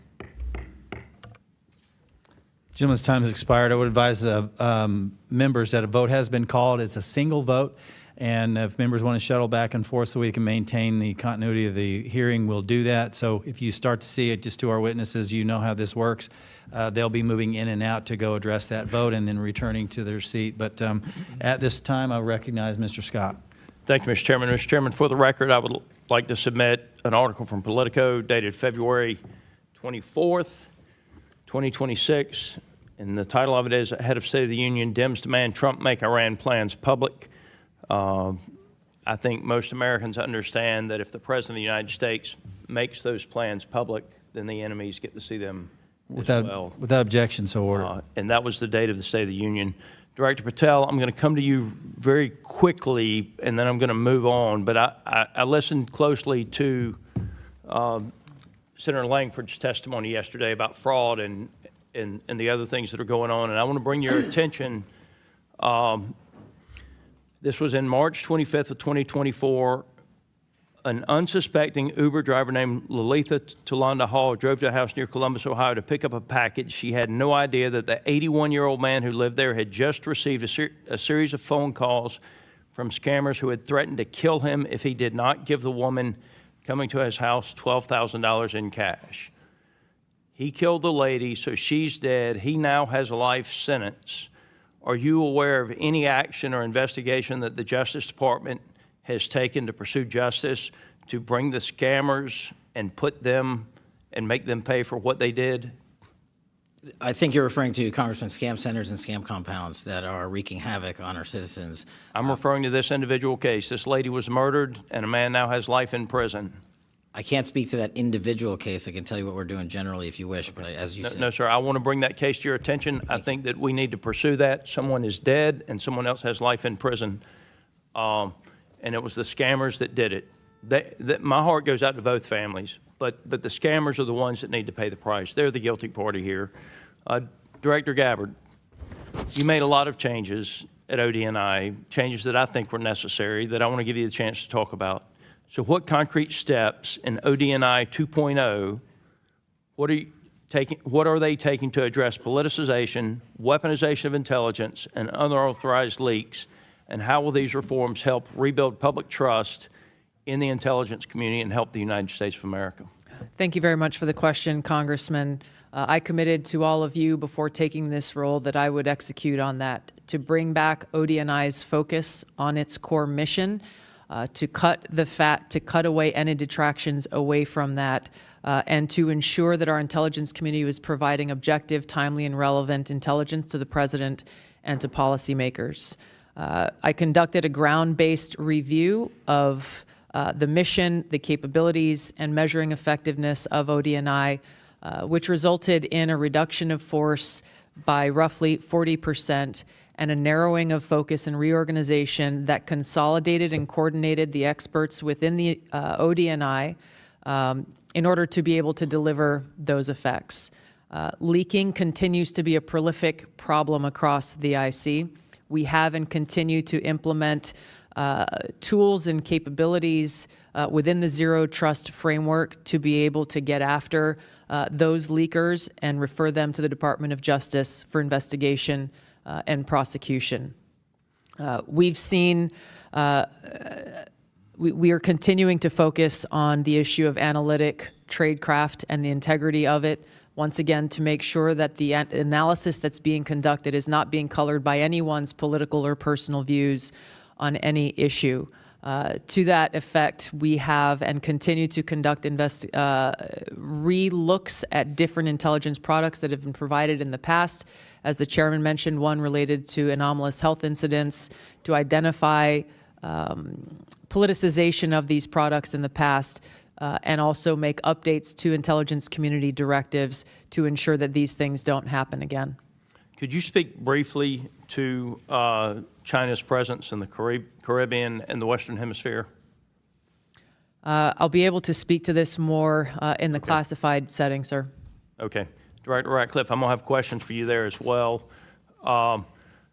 We have not heard much about Haiti lately in the news, but it's very close to the United States. My understanding is that 1 in 4 Haitians, about 2.5 million people, now live in an area controlled by an armed group. Can you speak to what is happening in Haiti?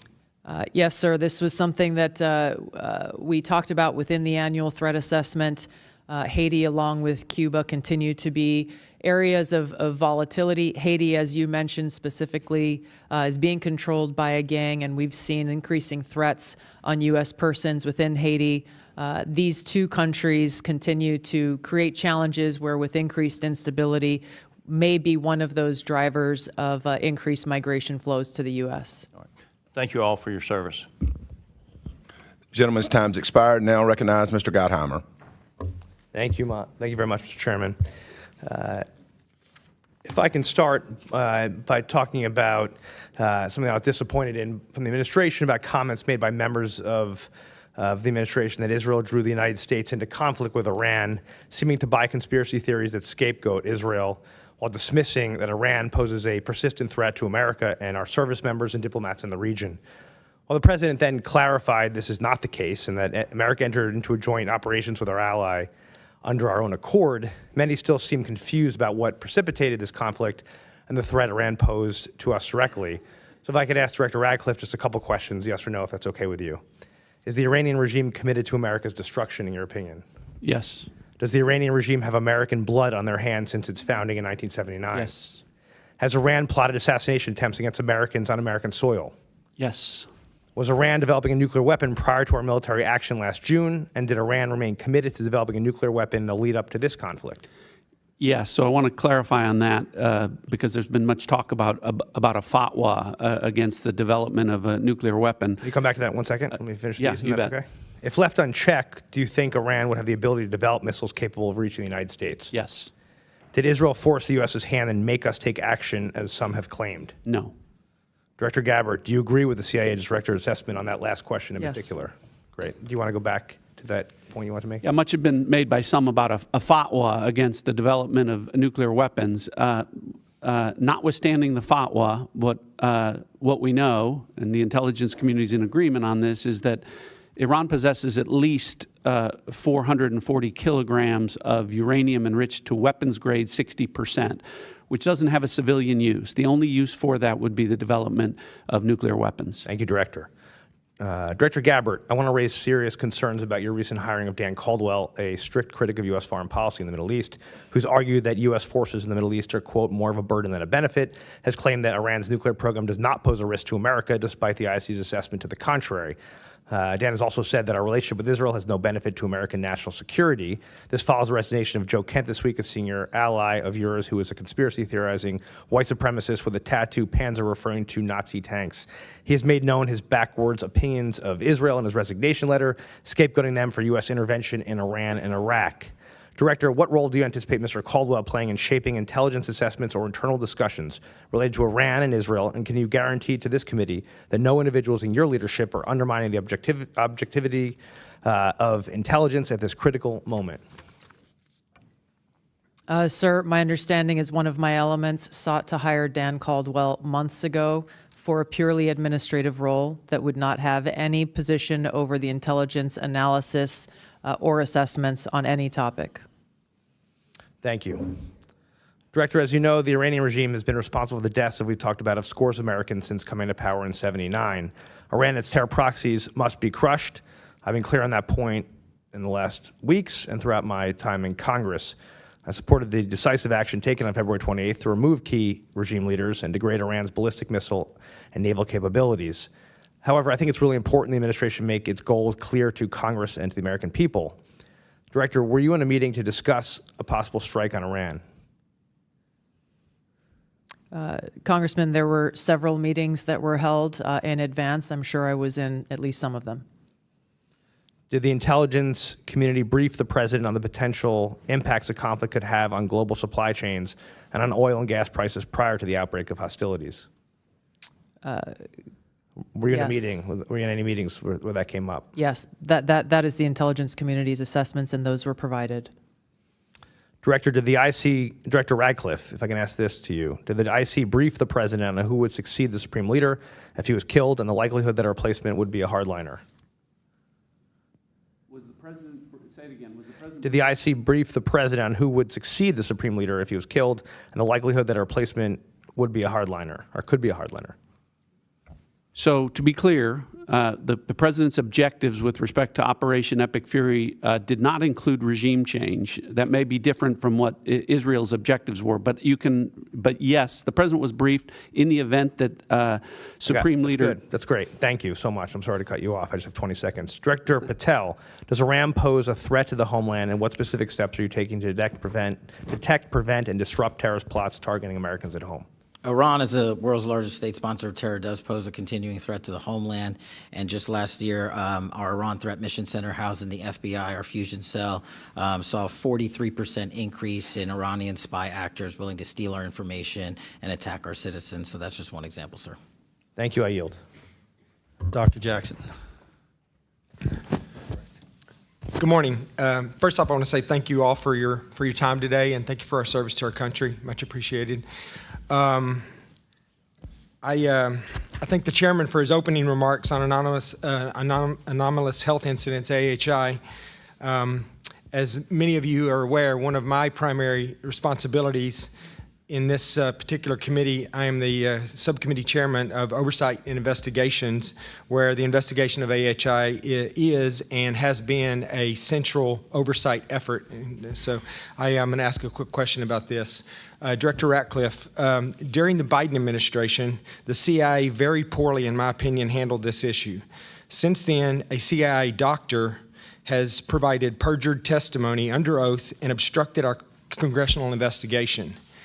A quick question for you. Do you affirm that the CIA personnel are under no direction to make false statements to Congress in order to conceal CIA equities or activities related to the handling of AHI during the Biden administration? Yes. Thank you, sir. I appreciate that. I want to ask Mr. Patel, I got a question for you here. As a member of this committee, I also have a regional responsibility that includes Africa. I'm very concerned about the radical Islamic terror threat that exists there and is growing by the day. Whether it's al-Qaeda-affiliated groups such as JNMI, AQIM, al-Shabaab, or ISIS-inspired groups such as ISIS West Africa, ISIS Sahel, ISIS Somalia, or Boko Haram. These are radical, dangerous groups that want to kill Americans. After 4 years of an open border during the Biden administration, where we know countless individuals with terror ties, many to these groups, cross our southern border, and at a time when we are actively engaged with the largest state sponsor of radical jihadi terror, can you confirm that the threat to the American people in this setting is much higher due to the Democrats' current defunding of the Department of Homeland Security? As I highlighted earlier, Congressman, the FBI works hand in glove with the Department of Homeland Security and our 59 established Homeland Security task forces around the country. And those officers are now going 1 month without pay, but they're still showing up to work. But yes, funding would absolutely help us protect the homeland. Thank you. I appreciate that. One more question. Anyone that feels inclined can answer this. But according to the Council on Foreign Relations, another Africa-related question, 51% of global terrorism-related deaths occurred in Africa's Sahel region, including the Lake Chad Basin. Does the intelligence community assess that Boko Haram, ISIS West Africa, and other terrorist groups operating in the Lake Chad Basin are a threat to the U.S. interest, whether it's here in the homeland or regional U.S. interest? If so, how does this lack of counterterrorism cooperation that we're currently experiencing with the allied states of the Sahel, Niger, Mali, and Burkina Faso impact that? And tied to that, how does the rise of alternative security forces such as Russia's Wagner Group or now Africa Corps, how has that impacted our counterterrorism efforts in the region? Congressman, the continued rise of these Islamist terrorist groups, as you've pointed out, in Africa, West Africa, and around the world continues to be a serious concern and major focus of the intelligence community. The challenges within the region are very complex because they have to do with governance challenges in many of these countries. They have to do with economic challenges as well as external influences, both with funding and equipping of these terrorist organizations. So yes, it has made our counterterrorism, longstanding counterterrorism efforts in these regions, as well as those of our allies in this fight, such as the French and other countries, far more difficult because of the very real threat within that region to U.S. persons. If we are not able, if the U.S., if the Department of War is not able to coordinate with and get the support of the governments of these countries in order to tackle this terrorist threat, then it's not a safe or operable environment for them to continue that fight. Thank you. And the assumption I'm working off of, too, is that the Russian influence via Wagner or Africa Corps has made it very difficult for us to develop those relationships and get those agreements so that we can continue to, make sure that this is not being brought home to the homeland. Is that correct? That is a factor of many. Thank you. I appreciate it. I yield back. Ms. Houlihan. Thank you. My question is basically starting with some HR questions, and they're first for Director Patel. If you could help me a little bit understand, I come out of the military family as well, but I don't know very much about the FBI's HR process or the growing up of an FBI expert.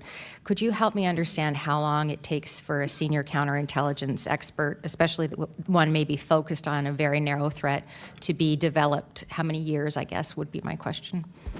Thank you, Congresswoman. That varies. Sometimes right out of Quantico, new agent trainees are placed on the counterintelligence mission set, and some people come in from the fraud section, so the answer varies. It could take a couple months to a couple years. And the next question is, when a person comes up in your system in the military, it was always the needs of the Navy or the needs of the Air Force. It was never the needs of the airman or the soldier or the sailor in terms of prioritizing our readiness, in terms of making sure that we met the mission. Is the FBI similar? It is similar, ma'am. It's a dynamic threat landscape, so we flux and surge based on the CI/CT cyber threats and other threats to the homeland, and violent crime mission has seen a surge as well. So my specific question is that there was a report that came out in February from CNN that the FBI had let go or fired dozens of agents and staff members from a counterintelligence unit tasked with monitoring Iran. And apparently the reason, at least reported in the press, was that these individuals had been involved in the investigation of classified document handling from President Trump at Mar-a-Lago, and that this was the reason why they were summarily let go. First of all, are you aware of those firings, and do you concur with the rationale or reason for those firings? I'm aware of that, and I know there's a pendency of litigation, so I'm not able to comment on them. Did you yourself order those firings? The FBI, every time there is someone who violates our code of conduct or ethical standard, conducts an internal investigation with the careers there, and they present a decision point to me. The Iranian Threat Mission Center has seen an increase of 43% in arrests for Iranian spy actors. So the Iranian Threat Mission Center has never been stronger. So I'm asking about whether those people were fired because they were involved in the investigation of the document handling by President Trump, not for any behavior issues. Is that your understanding as well? Again, ma'am, I can't comment on them because those are in pending litigation. I guess I'm a little stymied here, Director, because it feels as though literally when there was a possible pending war, I'm outside of this intelligence circle in many ways, even though I serve on the Intelligence Committee.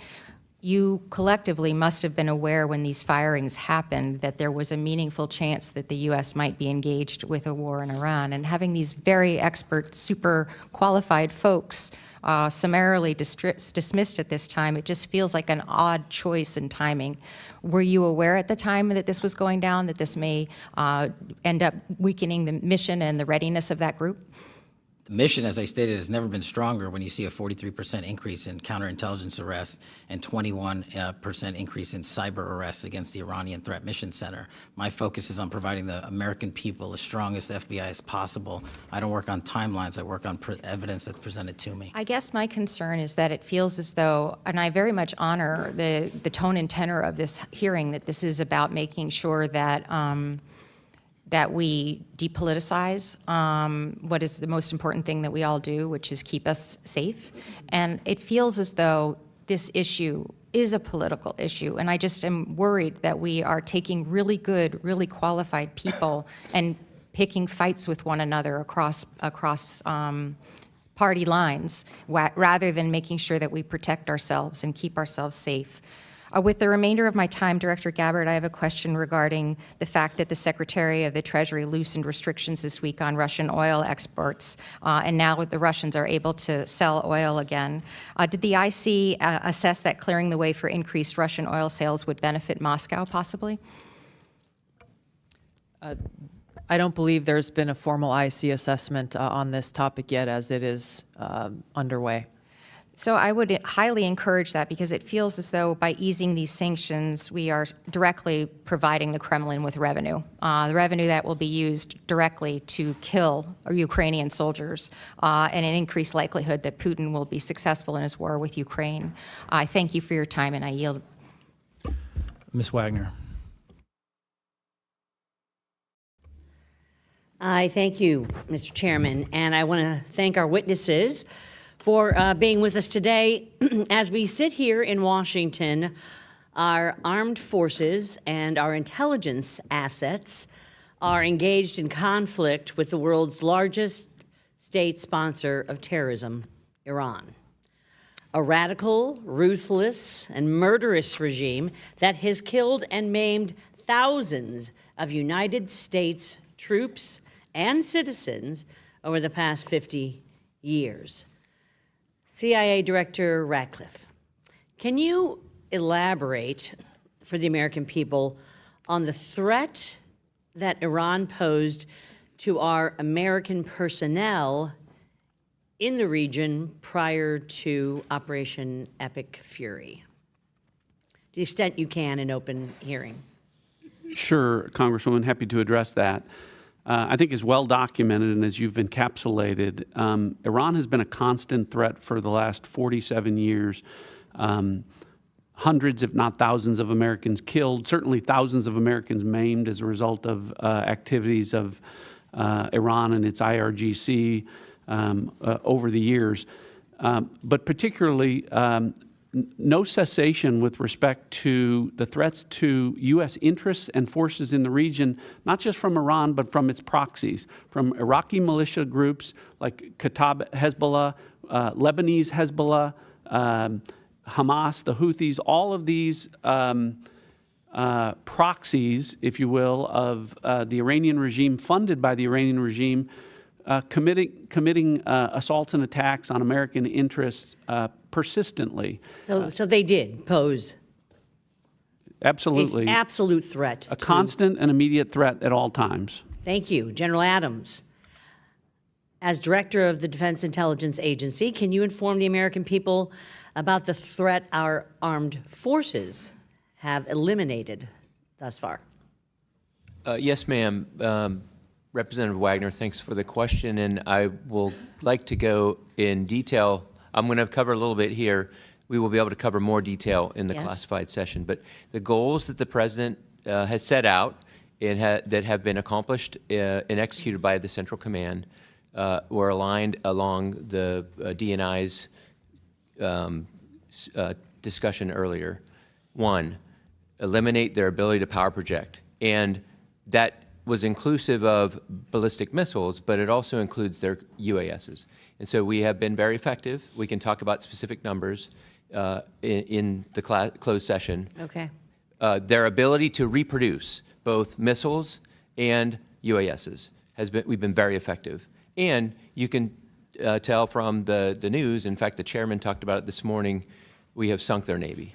And so those specific objectives have been very well accomplished, and we'll go into great detail in the closed. General Hartman, as Acting Director of the National Security Agency, can you explain how weakening the Iranian regime is impacting the availability of resources to our adversaries like China?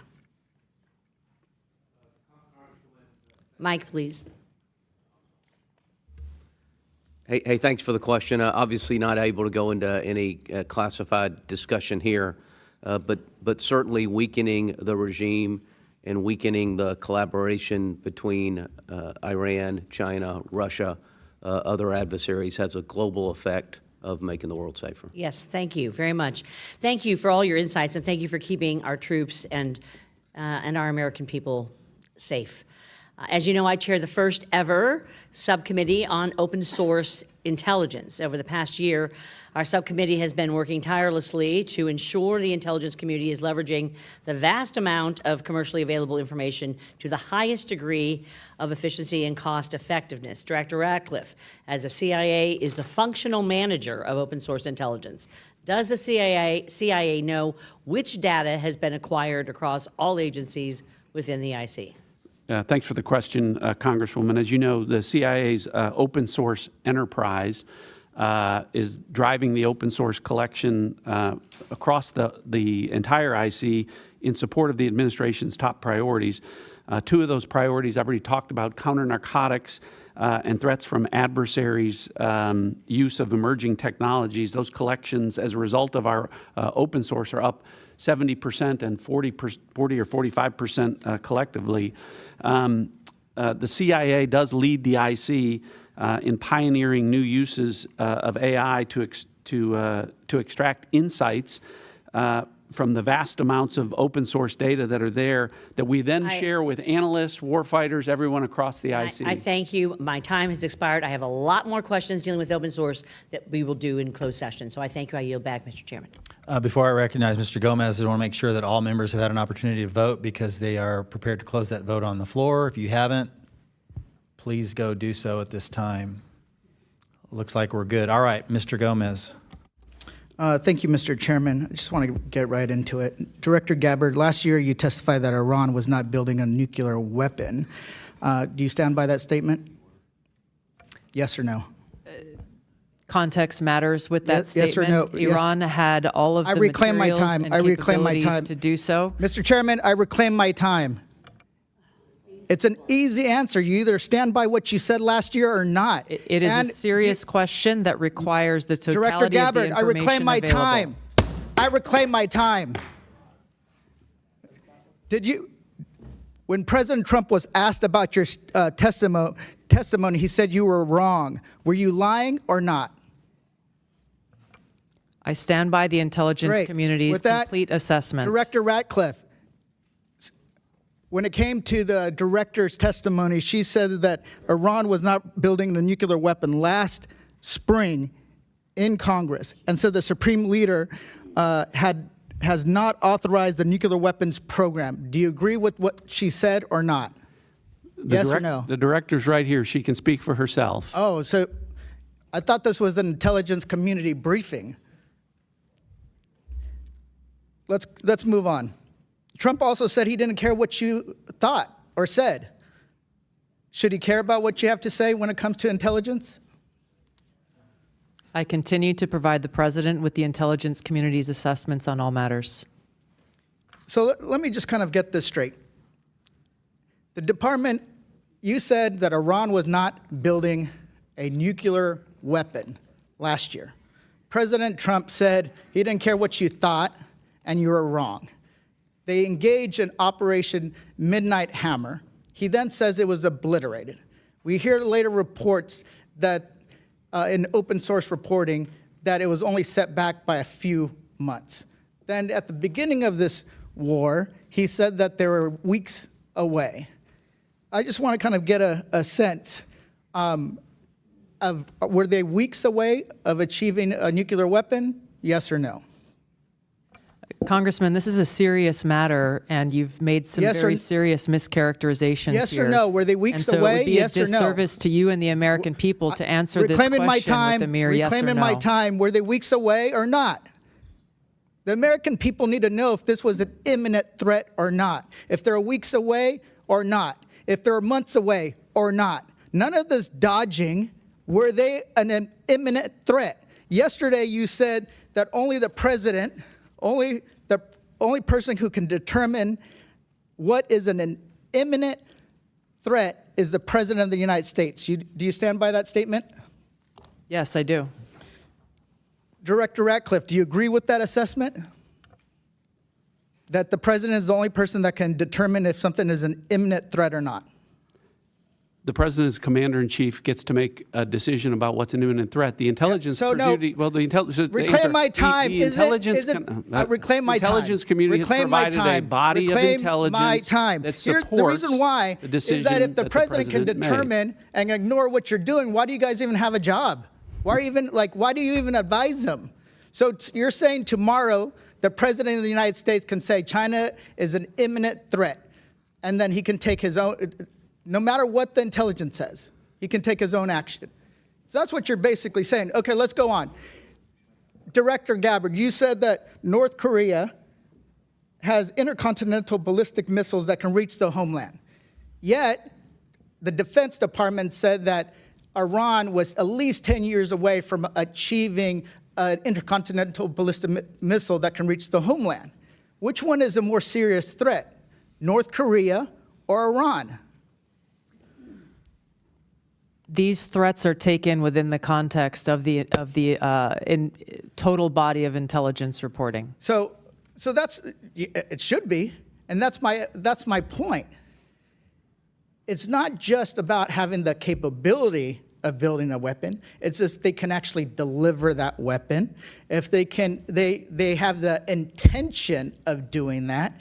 How many weeks away are they? We haven't heard that there were weeks away. We haven't heard that there were months away. But that's what we're waiting for. Imminent, to me, means is that they're mobilizing troops. They're moving things into position, artillery. They're getting ready to attack. But everything that we've heard is that this is not the case. Gentleman's time has expired. Mr. Klein. Thank you, Mr. Chairman. Thank you all for being here and for the work you do. It's a marvel that just 1 year of strong leadership from the White House has shifted the conversation in this room from that of appeasement and passivity from the Biden administration to that of American strength brought about by the doctrine in Venezuela and Operation Epic Fury in Iran. And it's not lost on me that as we sit here, we have one side of the dais talking a big game on threats, and yet they're unwilling to even fund our Department of Homeland Security. I want to thank President Trump's leadership in each of your efforts. Because of your efforts, Americans are safer today with 2 less despots to deal with.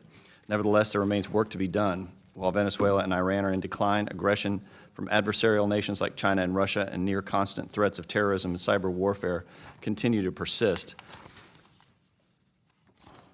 The Chinese Communist Party in particular remains a top adversary that routinely deals in bad faith, and this was highlighted most recently by White House Office Director of National Drug Control Policy, Sarah Carter, when she delivered recent remarks in Vienna saying, quote, "We know that China's weak export controls and lax enforcement allow its chemical industry to foster friendships with the drug cartels. At the same time, China's overly effective controls over rare earth minerals wreak havoc on legitimate industries," end quote. Of course, we're now seeing reports of a new synthetic opioid called cyclorphene that is said to be 10 times more potent than fentanyl and undetectable on fentanyl test strips. As you know, President Trump may meet with President Xi in the near future, where trade and export controls will most certainly be discussed. Director Gabbard, what is your assessment of the quality and quantity of AI compute that China can indigenously manufacture? The majority of this question should be addressed in a closed hearing. The intelligence community's assessment is that China continues to rapidly advance its AI capability. Do you assess that export controls on semiconductor manufacturing equipment and AI compute have been effective, slowing the development and deployment of Chinese AI? The intelligence community's assessment is that one of the effects of those export controls is China has increased its focus on developing its own organic capability. What do you assess would be the economic and national security impacts if the U.S. decided to loosen export controls and allow the sale of NVIDIA Blackwell GPUs or large numbers of H200s to China? I don't believe there is an intelligence community assessment on that specific scenario. I think that these national security implications should be weighed heavily when conducting these talks, considering that fentanyl overdoses are only down in the U.S. thanks to the President's leadership in securing our borders and taking the fight directly to the cartels in our hemisphere and not the empty words and actions of the Chinese Communist Party. Our adversaries are constantly conducting cyber operations on U.S. government and private sector networks to steal information and money or conduct disruptive cyber attacks. We've just been tracking the Chinese Typhoon actors for several years. And just last week, the Wall Street Journal reported that Salt Typhoon actors, which were responsible for targeting U.S. telecom, may have accessed sensitive FBI networks. I may have more to follow up on in the closed session. For now, I want to discuss how the overall U.S. government posture is going to change based on President Trump's cyber strategy, which was released last week. Been frustrated for some time about the unwillingness of prior administrations to decisively take action, including the use of offensive cyber operations. Director Patel, beginning with you, what can we expect from the FBI moving forward to be more aggressive on both defensive and offensive cyber activity? Thank you, Congressman. So as you stated, the president just launched a new national security cyber strategy, and within that is what the FBI just launched 60 days ago. It's the most comprehensive cyber program we've ever put out called Winter Shield. And what we do, connecting Pillar 1 and Pillar 4 of the president's strategies, is go on offense and defense. And so what we've done already is, while we are always going after nation-state actors, we also have to engage with the private sector communities, because they are going after the private sector as well. We've held 355 engagements in the last 60 days with enterprises across America to harden their networks. And as you recall, just a couple of months ago, our banking infrastructure was hit by a ransomware attack from overseas. In one weekend, the FBI disrupted and kicked off every one of those bad actors from that network, saving the American people their valued billions in those bank vaults. So this is some of the things we're doing, but we need constant engagement with the private sector. Great. General Hartman, what efforts are underway at NSA to bolster intelligence collection and threat detection in coordination with other federal agencies to target adversary cyber operations? Congressman, thanks. Briefly. Significant effort to really focus our cybersecurity director, working very closely with Director Patel and our Cybersecurity Collaboration Center, which has thousands of analyst-to-analyst relationships with private organizations across the country. We need more work, not just from an offensive standpoint, but working across government and certainly working across private industry. And we're both dedicated and resourced to doing that, Congressman. Thank you for what you do. Yield back. Gentleman yields. Mr. Quigley. Thank you. Lightning round, please. General, I understand tomorrow is your last day before retirement. Yes, Congressman. I can think of better ways to finish things for you, but we appreciate your being here. I want to respectfully ask you and each of you, if you have full-time personnel dedicated to analyzing and collecting foreign threats on the 2026 elections, and if so, just yes or no, and how many personnel we have. Congressman, I'll get you the exact number, but certainly we have people paying attention to those threats. Thank you. Congressman, yes, we have an election crimes coordinator in each one of our 56 field offices and election crimes coordinators at headquarters. Thank you. Yes, we have personnel dedicated both to election security as well as foreign intelligence related to election influence. Thank you. Yes, we do as well. I don't know the numbers, but what we do collect, then we contribute to the larger IC coordination. Thank you. Representative Quigley, we do not, to my knowledge, have anyone at DIA on that topic.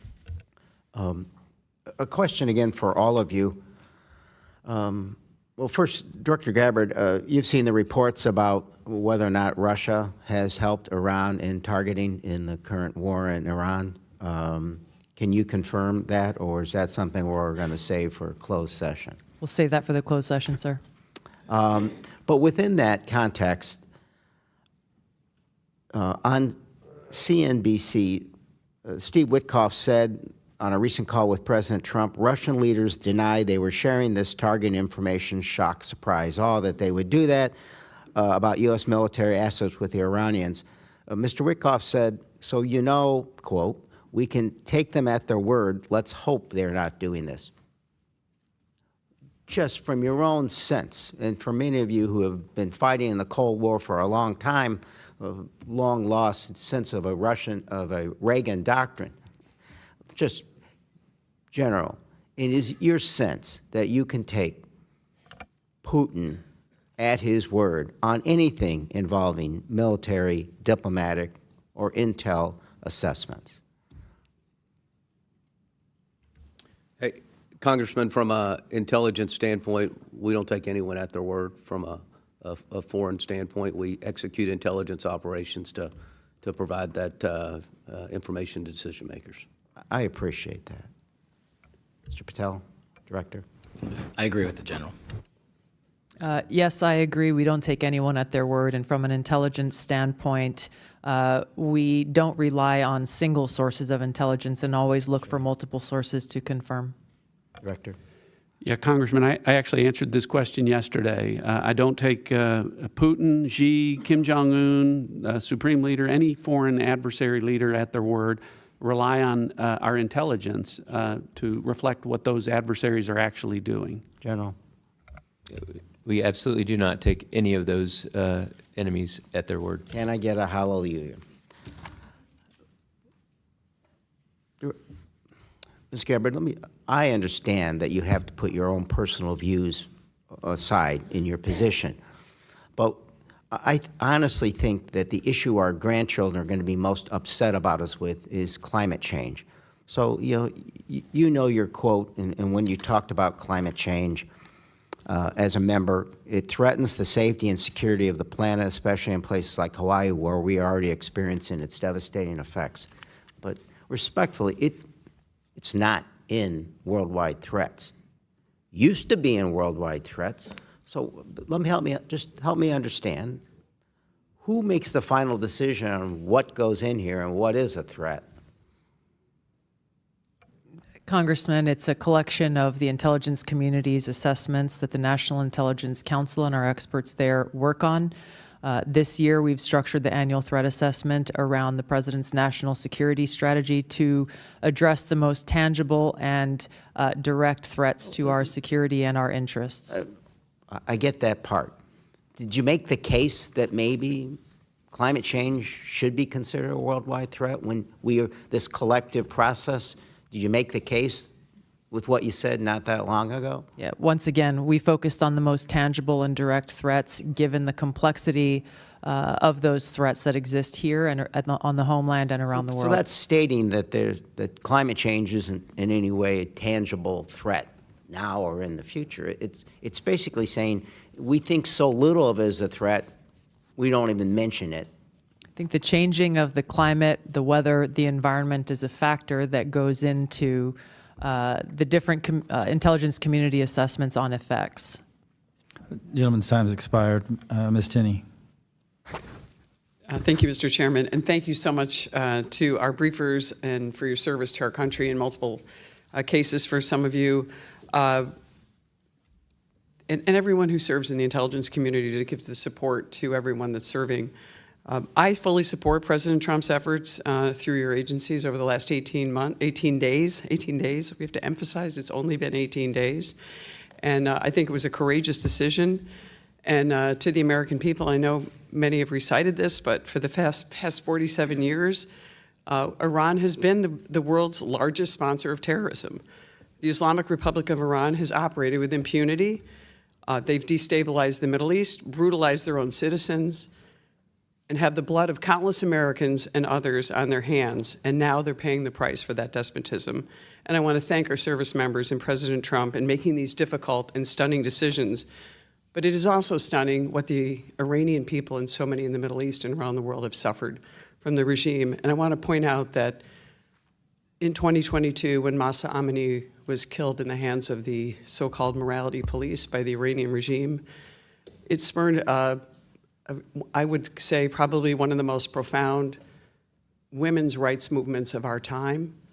So many women stood up in the face of certain death, or at least imprisonment, definitely having an eye gouged out, like so many others, to stand up. And I am so grateful that these people now have an opportunity to actually have some kind of regime that would give them a chance at freedom after all these years. And I wanted to ask Director Gabbard, some of these people and many of these people do not seem to have access to outside information. Can you characterize what the access would be to the internet or cell phones for those in Iran who have no idea about anything and are only receiving the propaganda from the regime? Congressman, I can expand on this in the closed setting, but I will say briefly that throughout the period of protest that we saw previously, and during this ongoing conflict, the access of the Iranian people to basic things like power or internet or cell phone access is extremely limited. So I want to ask the General, since General James, in this same vein, do you think that the internet suppression by the Iranian regime is an objective that would be protecting the Iranian Revolutionary Guard Corps? Yes, ma'am. It's a TTP, and we will go into in great detail in the classified, but it's definitely a TTP to maintain control. Thank you. I appreciate that. I look forward to that. I want to turn to the northern border, which I represent, most of the northern border with the state of New York. Across the Lake Ontario shoreline, we know that many on the foreign terror watch list. In 2024, 358 suspects were found and arrested on the northern border. Fiscal year 2025, that number has been reduced to 307. I wanted to ask Director Patel, how would you characterize the type of those types of people that you have obtained, arrested, or encountered on the northern border? Cartels, Islamic terror, organized crime? How would you characterize those people, if you can? Thank you, Congresswoman. With the solidification and reinforcement at the southern border, the northern border has become a target of opportunity for foreign terrorist organizations, cartels, those that wish to conduct espionage activities, basically all of the above. How would you characterize the partnership of our Canadian friends to the north and their willingness to stop these individuals, especially in the last year or so? At the FBI, we have engaged with the RCMP and their intel services at levels never seen before to specifically focus on the fentanyl productions north of our border.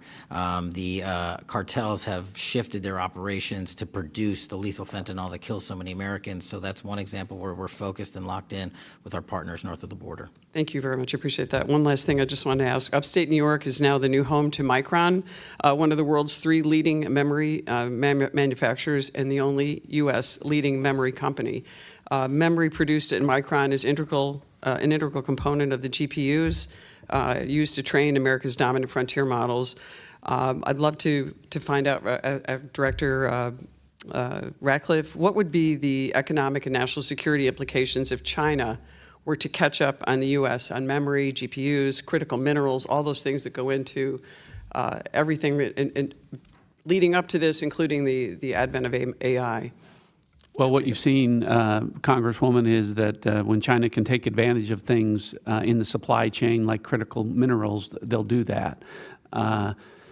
This is particularly problematic in the area of all emerging technologies and AI in particular. Obviously, whoever is dominant in the technology fields in the future will dictate the rules in the international marketplace. It would be devastating if China were ahead of us. Thank you. I appreciate it. I yield back. Mr. Cohen. Thank you, Mr. Chair. Director Patel, you had a question from Dr. Jackson about the shutdown we're in now with Homeland Security, and I believe you said that this would be harmful to America because of the threat from Iran. Is that correct? Do I recall that correctly? Generally, yes, sir. How many days before we invaded Iran did you know we were going to launch an invasion?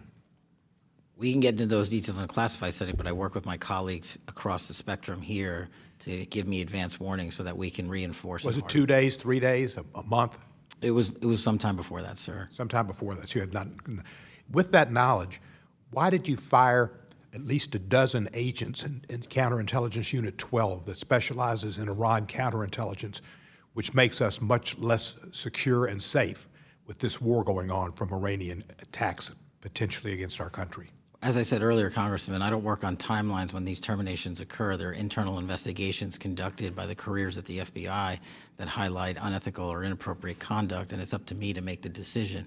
But our Iran Threats Mission Center has never been more resourced, as I've highlighted, a 43% increase in counter-espionage arrests from Iran alone, and 360 ongoing terrorism investigations with Iran-affiliated individuals. And the people you fired, those 12 people, they were experts on Iran, were they not? I don't believe so. They worked in counterintelligence, did they not? I'm taking you at your word, sir. I'm not familiar with every You're the single chief word. director. I'm not. You should know the answer. You fired the people. Where did they work? People were terminated for violating their ethical obligations and the high standards that Was the we ethical have. violations that they dealt with the case of the classified documents that were found at the bathroom in Mar-a-Lago, was that the ethical issue? As I said earlier, all those matters are pending litigation, so I'm not going to comment on them. Director Gabbard, are you familiar with CI-12? I'm not, Congressman. Okay. Let me ask you this question. In the intelligence community's unclassified annual threat assessment from last year, it said, quote, Iran's large conventional forces are capable of inflicting substantial damage to an attacker, executing regional strikes, and disrupting shipping, particularly energy supplies through the Strait of Hormuz. It seems the IC was entirely correct in its assessment about Iranian retaliation in the Strait. Did the IC's assessment about the Iranian capabilities in the Straits of Hormuz change in the past year? No, Congressman. Does Iran still have the capability to threaten shipping in the Straits of Hormuz with missiles, mines, and small boats? Their capabilities have been largely degraded, but yes, they still have means to threaten passage through the Strait of Hormuz. And how long can they keep the strait closed? Based on current events, I'd have to get an updated assessment from the intelligence community on that. Did you have an analysis of the impact of a war on global supply chains and the price of oil and gas? I believe that assessment may have come from the Department of Treasury or Energy. It didn't come through your office. It came from their element within Department of Energy or Energy. Do you know if the president was briefed on those assessments? I believe so, but I can't confirm. So if he was briefed on those assessments that that was a problem and the Straits of Hormuz could be shut off and that's causing a great problem in the world's economy with oil prices going up to, I think, under $120 or something a barrel and an effect on all countries' economies, why would the president not have taken actions to strengthen defense around the Strait of Hormuz? All I can say is that the president ultimately is responsible for making the decisions based on the totality of information and intelligence that he has available to him.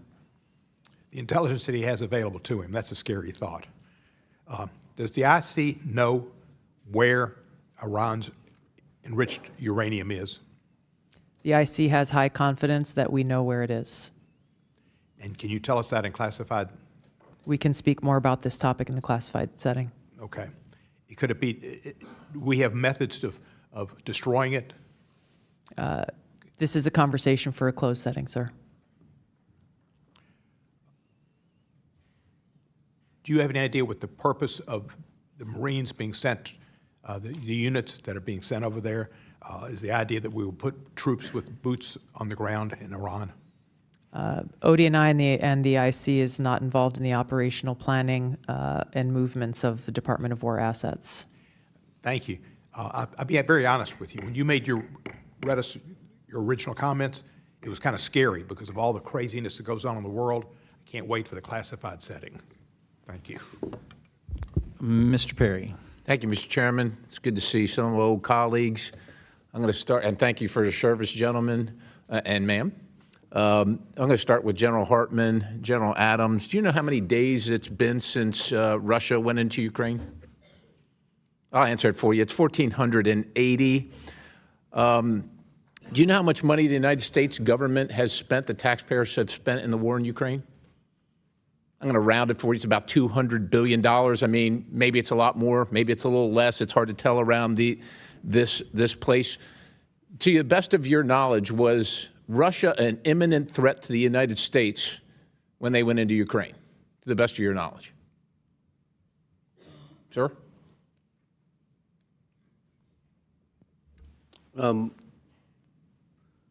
Congressman, I wasn't in this position. I understand. When that decision was made. I'm saying to the best of your knowledge, I know it goes back 1,480 days, but... So certainly I don't think it was in the best interest of the United States for was Russia an imminent threat is what I'm asking. Not my decision to make or advice to provide, Congressman. Okay. How about you, General Adams? Like General Hartman, I was in a different position 4 years ago. In to make that assessment. Yeah. Are you? I guess can I ask you to clarify? Are you saying was Russia going to attack the United States 1,480 days ago? Not to my knowledge. Yeah. All right. You recall who the president was at that time, gentlemen? I'll help you out. It was President Biden. Do you know who the Speaker of the House was at that time? The name Ms. Pelosi ring a bell? Do you recall this Congress declaring war in Russia and Ukraine 1,480 days ago, or any time between then and now? I don't either. Do you know, gentlemen, how many American service members have been killed or maimed attributed to Iran, the IRGC, their proxies, et cetera, roughly? Any idea? Could we say probably 1,000 killed, if not 10,000, over 10,000 killed and maimed? Probably a reasonable assessment.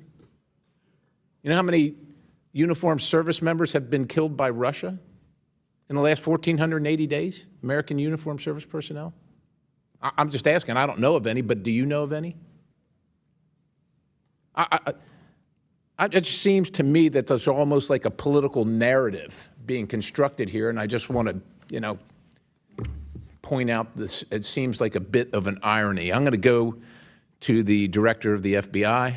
It's good to see you, Mr. Patel. Crossfire Hurricane, Round River, Plasmic Echo, Arctic Frost seem to have emanated from the Counterintelligence Division of the FBI. Is that a reasonably correct assessment, generally speaking? Generally speaking, Congressman, I want to be careful here because there are a number of ongoing investigations. I understand. There's a filing system that prohibited, with prohibited access. Is it possible that that politicized investigation and filing system violated Sixth Amendment rights to the discovery and Congress's Article 1 oversight authorities, if possible? Without giving you a definitive answer that rests with the DOJ, let me just talk about prohibited case files real quick. Sure. Prohibited case files are basically files that prior directors had created to essentially hide what was going on. They do not exist in our Sentinel systems. They do not exist anywhere. And if you search for that specific case, it won't even come up, which is why I, as the first FBI director to do so, have terminated prohibited case files. And as you know, I'm wed to constitutional oversight here at Congress and have delivered 50,000 pages, which is 400% more increase than my two predecessors combined. Director, would ensnaring individuals or organizations based solely on their political affiliations or viewpoints be a potential violation of the Fourth Amendment? I believe so. Have any of the personnel associated with these activities, and I understand that investigations may be ongoing, have they been removed from duty pending the outcome investigation? Yes, many have. Okay, moving on. I'm concerned about a lab that was found in a clandestine Chinese biolab that was found in California, and then one that was found later in Las Vegas. Yeah, Nevada. And I'm wondering, are you concerned about a lack of vision or imagination in agents that solely work on a case and can't see that China has the capability and the impetus to do these things all around the country and things like those things? And have you done anything about changing that training or that operational conduct of agents? I can only speak to what I've done, and this FBI is keenly aware of it. We're the ones that figured it out, not just in Las Vegas, but places like Michigan, where we arrested multiple individuals who were pretending to be researchers at the University of Michigan while bringing in lethal pathogens and trying to steal our trade secrets and our agricultural secrets, which is national security. So this FBI is laser focused on the Chinese threat, especially related to biolabs and agricultural theft. Appreciate the response. I'll yield the balance. Mr. Fallon. Thank you, Mr. Chairman. I would be remiss if I didn't mention Operation Absolute Resolve and the arrest and capture of Nicolas Maduro and his wife. It was incredibly complex. It was bold. It was unprecedented. It was a wild success. It really harkens thoughts of Raid on Entebbe 50 years ago, except this actually remarkably exceeded that in its success. It was historic, and it altered undeniably the geopolitical landscape in the United States' favor. So our military and our IC should be lauded, and I want to offer a hearty and deserved congratulations to all of you that are testifying before us today. Thank you. Director Ratcliffe, I want to just visit with you a little bit. First, I do want to take a point of personal privilege. I attended Coach Holtz's funeral Monday. He was very proud of you.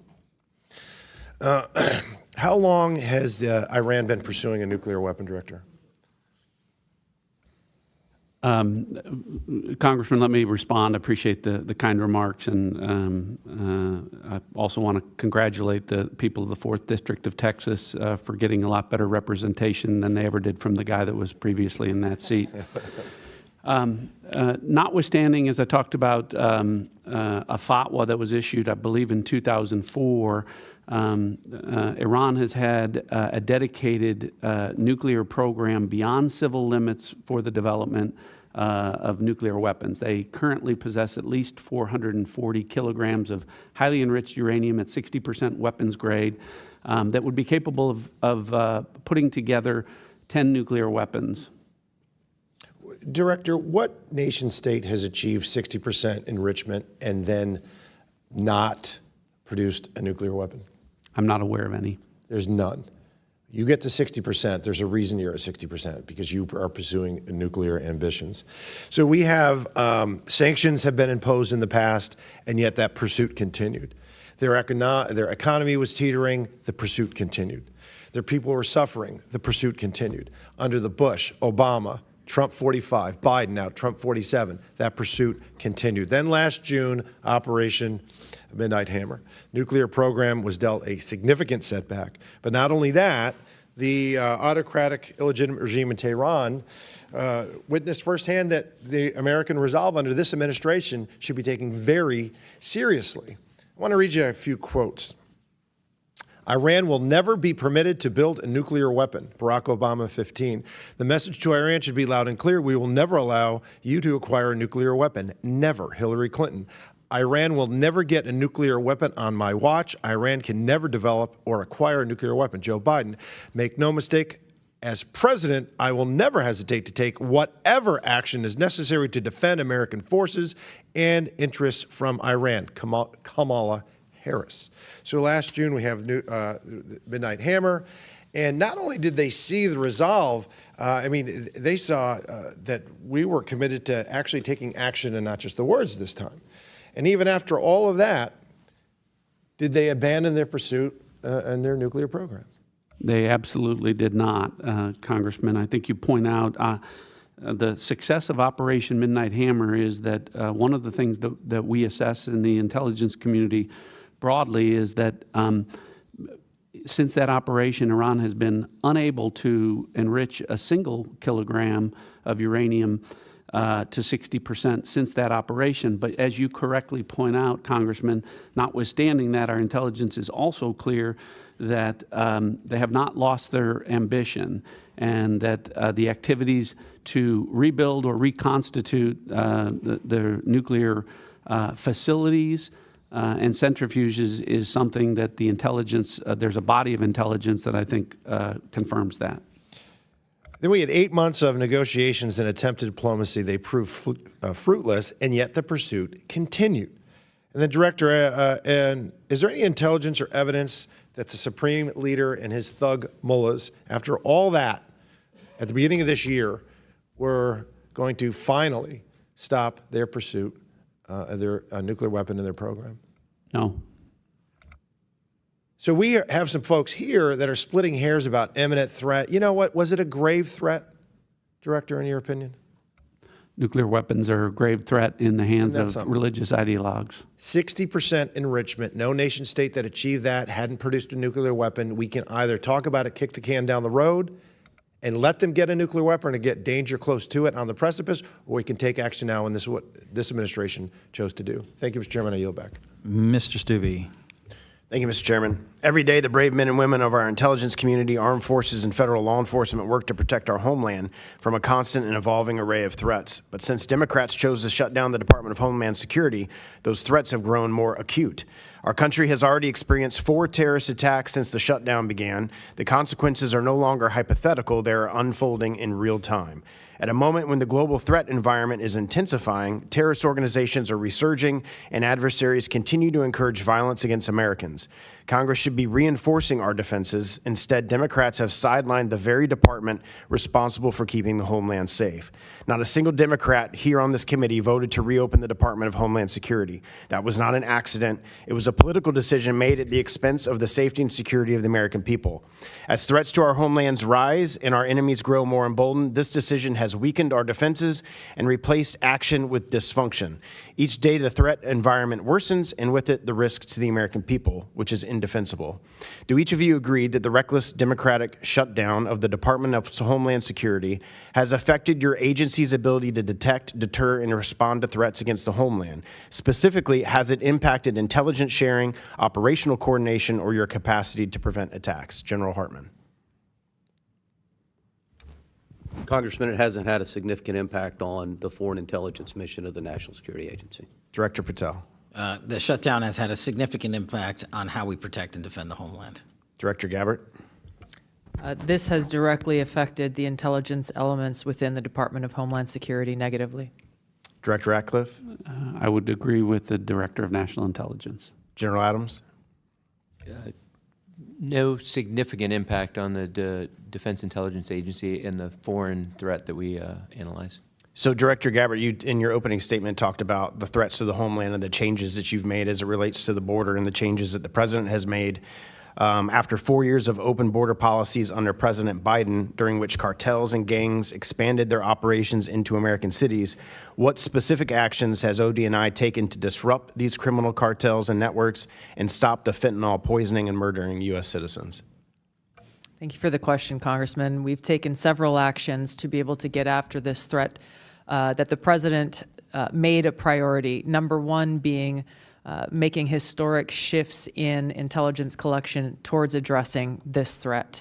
I believe it is the biggest shift in intelligence capabilities that we've ever seen, or certainly in a long time. The integration and cooperation between our National Counterterrorism Center with the DEA and other Department of Homeland Security elements is also unprecedented. We have taken and coordinated the collection of individuals, known and suspected terrorists, known and suspected cartel members, leaders, and inputted that into the TIDE system, which has radically increased and improved our ability to identify those who are cartel and gang members trying to enter our country and those who may already be in our country. National Counterterrorism Center has been working again in coordination with our interagency partners to get after the financial networks that these cartels and gangs rely upon to be able to continue to fund. As Director Patel has spoken about, we have national counterterrorism elements that sit within the joint terrorism task forces and support the interagency efforts to continue to get after this threat very effectively. Thank you. Director Patel, Mr. Cohen was asking you about a recent firing of counter-espionage agents with Iranian expertise. You and the FBI will continue to take all required steps to keep the American people safe during President Trump's historic military action against an oppressive and evil Iranian regime. Is that correct? Absolutely, and there's 36,000 people employed at this FBI, and I reject the notion wholeheartedly that the termination of those that were weaponizing law enforcement are the only ones that can do the mission. There's a 43% increase in counterintelligence and espionage arrests just related to Iran alone, which is a record year for the FBI. Well, and you plussed up nearly 1,000 agents in the field throughout the United States since this has occurred? Yes, sir. And there's a document that you posted on X, and I think that's what you have in front of you, about all of the wins and the changes that the FBI has made under your leadership and President Trump's leadership during 2025. In the little time that I have remaining, could you just highlight some of that for the American people? Thank you. Under the Trump administration, this FBI has literally had a historic year. We have 112% increase in violent offenders arrested last year alone, a 20% decrease in homicides, 20% decrease in robberies. We have disrupted 1,800 criminal gangs. That's a 210% increase. We've seized enough fentanyl to kill 178 million Americans. That's a 31% increase. We have gone after the most vulnerable in our society, protecting children. A 490% increase in arrests on those that prey on our children online. We have located, found, and identified 6,200 missing kids. That's a 30% increase. We have dismantled and taken down 1,700 child predators. That's a 17% increase. And those that wish to traffic our young American citizens and women, 300 human traffickers have been arrested. That's a 15% increase. And seven of the FBI's top 10 most wanted fugitives in the world have been apprehended in the last 13 months. To put that into perspective, there was 4 in the prior 4 years. So this FBI under President Trump is fully stocked to get after every single fight we have, and these are just some of the statistics. So I thank you for letting me highlight those. Thank you. My time's expired. Mr. Crenshaw. Thank you all for being here in this marathon, two-day marathon. Appreciate y'all. I want to talk about FISA because we all have scars on our back from 2 years ago when we reauthorized FISA. I anticipate it being easier this time, but I still want to go over the myths that the public believes and that many members of this Congress believe. Mr. Patel, I'll focus on you here. Myth number one has to do with 702 versus FISA Title I. Trump was targeted with FISA 702. Is that a myth? That's a myth. It's not true. So it's just real quick. How was President Trump targeted under Crossfire Hurricane? Under FISA Title I, Title III authorities, information was presented to the Foreign Intelligence Surveillance Court, a search warrant to surveil individuals associated with the Trump campaign, which was later revealed through the House Intelligence Committee's work that the information collected was not only unverified, but individuals lied in that application, individuals that were government officials. I think it's worth pointing out that whether this process was FISA or in regular court, it was still lies told by the people trying to get the warrant. Had nothing to do with FISA. It was simply the people trying to get the warrant were lying. Okay, myth number two. A query means that we're spying on Americans, means we're reading their inboxes, we're getting inside their text messages, all of that. Is that true? No, I'm going to borrow General Hartman's answer. A query of 702 is pursuant to lawfully collected information of non-U.S. citizens overseas. Right, so if you query an American citizen, are you accessing their inbox? No. You're just seeing if they have spoken to somebody who is a foreign intelligence officer, let's say, and you would know they've spoken to them because they would show up as part of that conversation. In foreign intelligence collection. In foreign intelligence collection. So if you wanted to get inside their inbox, you would have to get an actual warrant under current law, right? A U.S. person. A warrant or a subpoena process, yes, sir. Okay. So that's a really important distinction. Congressman, if I could just, Sure. but you wouldn't use FA 702 to do that? Correct. To get in I just want to be clear about that. Yes, you would not. You would use your regular court process. No authority under 702 to collect intelligence intentionally against a U.S. person. Absolutely. Right. Yeah, so when somebody, and let's say their name rhymes with, I don't know, Tucker Carlson, is claiming that the CIA is spying on him, I'm going to guess here, because I don't know, I'm going to guess that the most likely scenario is that in the process of him speaking with Iranian intelligence officials, it is incidentally collected. Nobody is spying on Tucker Carlson or his inbox, to my knowledge at least.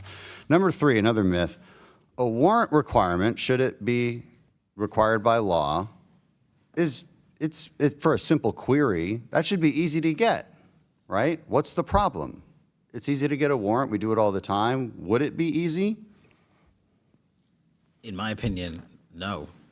But And the reason it wouldn't be easy is because oftentimes these queries are part of a very typical analytical process, and they would not meet the judicial standards of probable cause. And I've seen many examples of this. I would love if you guys had some examples that are declassified. I've seen them in a classified session.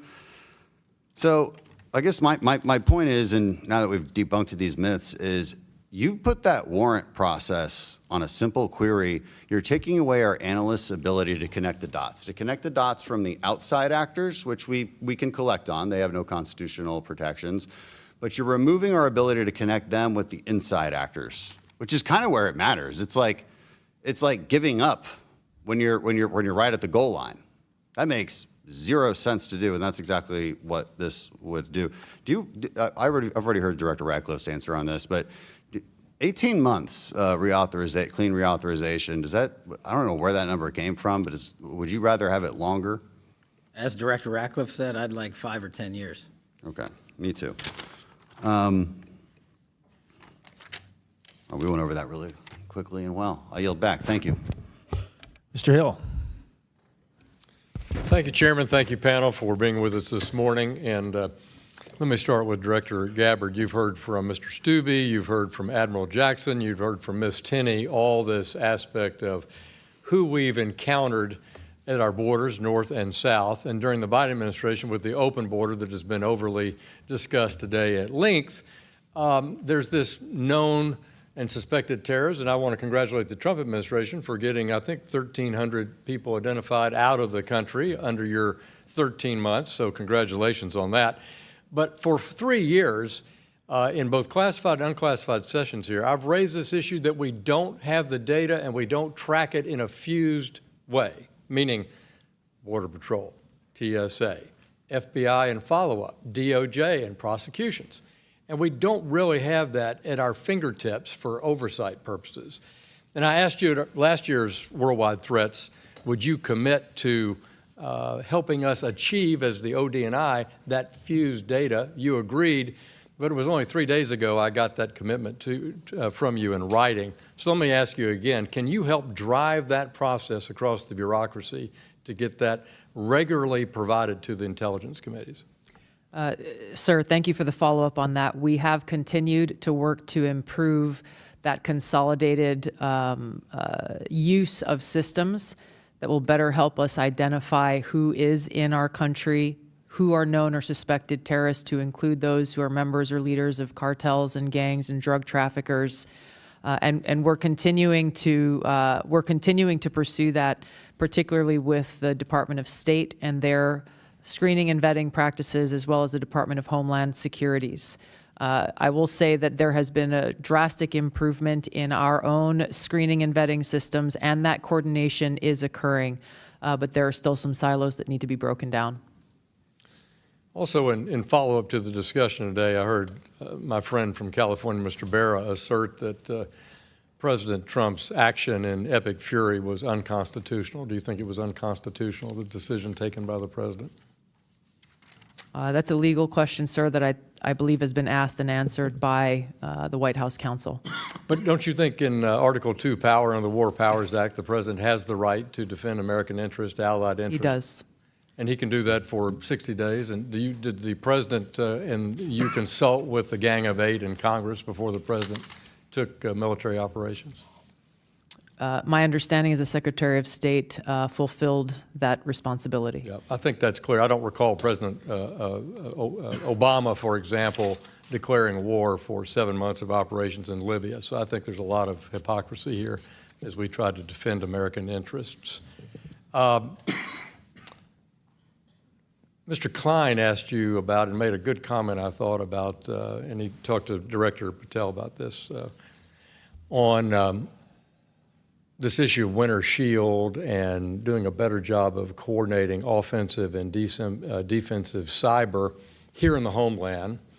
And I think that's another place, Director, where I think you should play an outsized role to coordinate, again, this issue of all operations. I'm very concerned that we don't have a fused, I'm going to use that word again, civil defense posture on cyber defense because we're too compartmentalized.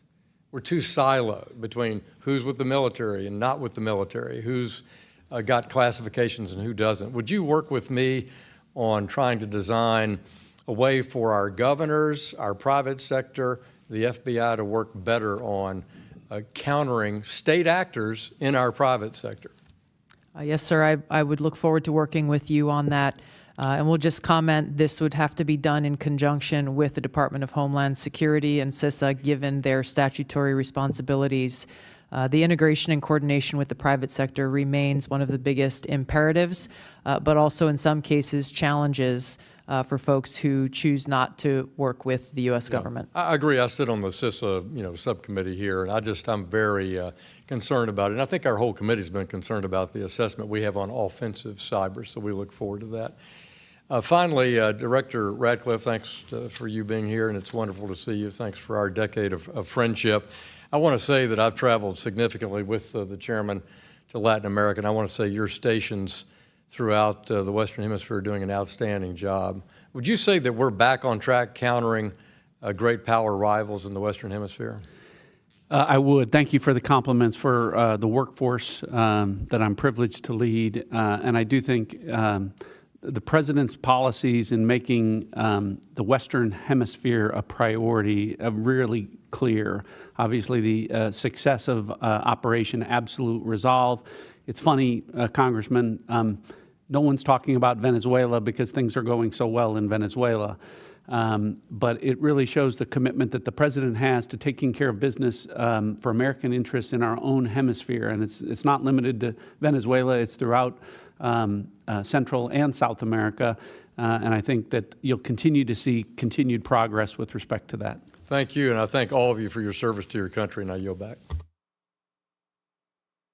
Thank you, Mr. Hill. Before we dismiss, I'm going to ask all members of the audience, all members and staff to remain seated until the witnesses have cleared, giving them an opportunity to proceed to our closed setting, which we will reconvene at 11:30 to resume in HVC 304. With that said, please remain seated until the witnesses have cleared, and this proceeding is adjourned.